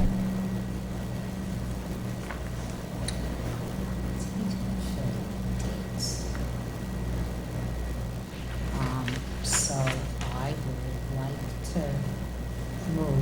would like to move, or duly, properly noticed, local law, number 2, chapter 15, ethics. Now therefore be it resolved that the town of New Paltz adopt a certain local law entitled, a local law to amend subdivision D of section 140-52. No. Site plan review. No. Take it away. I'm not moving that. That's the wrong section. Sounds like access management. What? It's labeled. Site plan review. It's labeled ethics up here. This is to replace chapter 15 ethics. Chapter 15. It says section 140-52, Oh, in the site back. plan review. I don't have that on mine. Well, she was moving what Joe I said. had all separate. But I will move to Right, adopt yes. Well, you can the replace duly that. noticed local law Yeah, we're okay, for chapter 15, Right. establishing that chapter As in amended. ethics as amended. as amended. Okay, any discussion? All in favor? Motion's Aye. carried. Okay, so just let me ask, understand real quick with the access management. It went to the county, it came back. We held it open to get written comments last time and stuff. Everything was sort of taken care of, and we were told that we could basically pass the access management. So was there a reason why you chose to keep it open and, Lack of knowledge. okay, lack of knowledge that you realized that we had, There was some questions. well, what happened was More comment. today, And then, comment from, I don't know. Some people commented on, so if anybody has any more thoughts, they That'd be written. submit it. But I thought we gave them 2 weeks, which would have given them until today. And didn't We we did. vote to give them extended? well, we So did. if they didn't write, what are you giving them more time for? Because we did. Isn't it like 4 years in May? I mean, it's been a long That's what we time, did. but we, This is, You know why? this is 6 years. Because you guys did it and I wasn't here. That's, No, you- that's I what wa- happened, were Susan. you not here at the beginning of Yes, public comment? that's correct, Susan. And I wasn't here either, which That's is the right. problem, because I would have made sure it got That's done what tonight. happened. Again, The lack of- boys were on their own. Okay, so Lack- you, but you, again, but you should gave, I repeat my you original gave statement? written Lack comment of until knowledge. 9/28, till September, 2 months? No. August. No, August. that's, August 28th. You sorry. wrote I 9/28. meant a. Did somebody walk out That's and an get very eight. upset tonight? 928 is the Eight. rental law. Eight. You sure it wasn't? 8. I'm positive. Kevin? August. what Thank it- you. No, I thought it was the next You meeting. weren't here. Roseanne's down there. Check with Roseanne. Roseanne, I'm go gonna- let's go to the videotape. I'm gonna catch, It's I'm August 28th. 28th. I'm gonna be in trouble tomorrow. It's August 20th, you are. I'm gonna be in a lot of trouble She was tomorrow, here. because everything was taken care of, and I thought we could just, approve it. Look, You know, they run I- around. I'm put the in boys trouble. in, you know. I'm in trouble, okay. Dad's sitting over here like, I had nothing to Dad, do. I have you know, a lot- I'll take responsibility. You know what? Lack of information. Lucy, you got a lot of explaining to do, I'm in trouble. You know what? Tell them, call me. Have them call me. I will Do your explain it all. disclaimer now. It's not my fault. Exactly. You can actually I said- claim this is not your fault. I thought I said you could close the public hearing on access management, but keep the rental one open. That's That was not what he heard. Lack of data. that was my direction. Lack of data. You know, Close public access, keep rental open.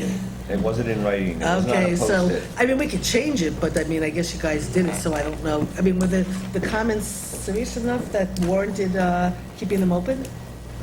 So, I mean, we could, Well, all comments are serious. What's next? no, but I want to know, are you willing to I will- actually? you know what? are you- What's next? are you I will prepared- do- I just want to ask if you're prepared to amend What's it. next? Are you prepared to amend it and close it tonight or no? We just Okay. keep it open. Well, I know, but we can also, we've done that, where we've changed, okay, fine. Sorry. Actually closed it. Oh, we You did closed close it? Closed it Subject to receipt of written. We're close. Subject to written, yeah. So you close. Oh, so it's Hearing. closed, but we will accept Yes. written comments. It's closed, Susan, write down it's closed. It doesn't matter, we were supposed to adopt it tonight. It's okay, I'm in trouble, but it's, it is what it is. Have them call me. I will have them call you. Have them call me. They were I'll be here, so it tomorrow. doesn't matter. They were here, they Yeah, watched, call they this saw, guy. they got up, they probably walked out. And, okay, so the only There thing... were days here, but no one seemed to be upset with us. Yeah. Yes, okay. Okay, so I think the only thing left, I didn't see we're upset. I didn't see the I think the only thing that's left is for us to do some personnel. So let's do the So personnel, we- we're finished. No, I just want to just really quickly just ask real fast, is there any conversation you want to have on the rental thing? Do you want to have me call Adele and ask her to create a task force? I'd be more Or than happy, Jeff and I'll sit down with Okay, Yes. so I'll call Adele and say to Adele that you two will sit down, you'll get Stacy, and, and talk to whoever you have to. I think Great, we need okay. some mill them. And road. do they have any Okay. specific provisions that they? Fine, I just wanted to know how you wanted me to proceed Yep, on next steps, that's all I wanted to know. Be more than happy Okay, to sit down. so with that, I guess we'll do the interviews in executive session. So I'm going to ask for a motion to go into executive session for the purposes of personnel relative to the recycling center. Do I have a motion? So moved. Do I have a second? Second. All in favor? Aye. Motions are carried. Okay. We might take action, so should we?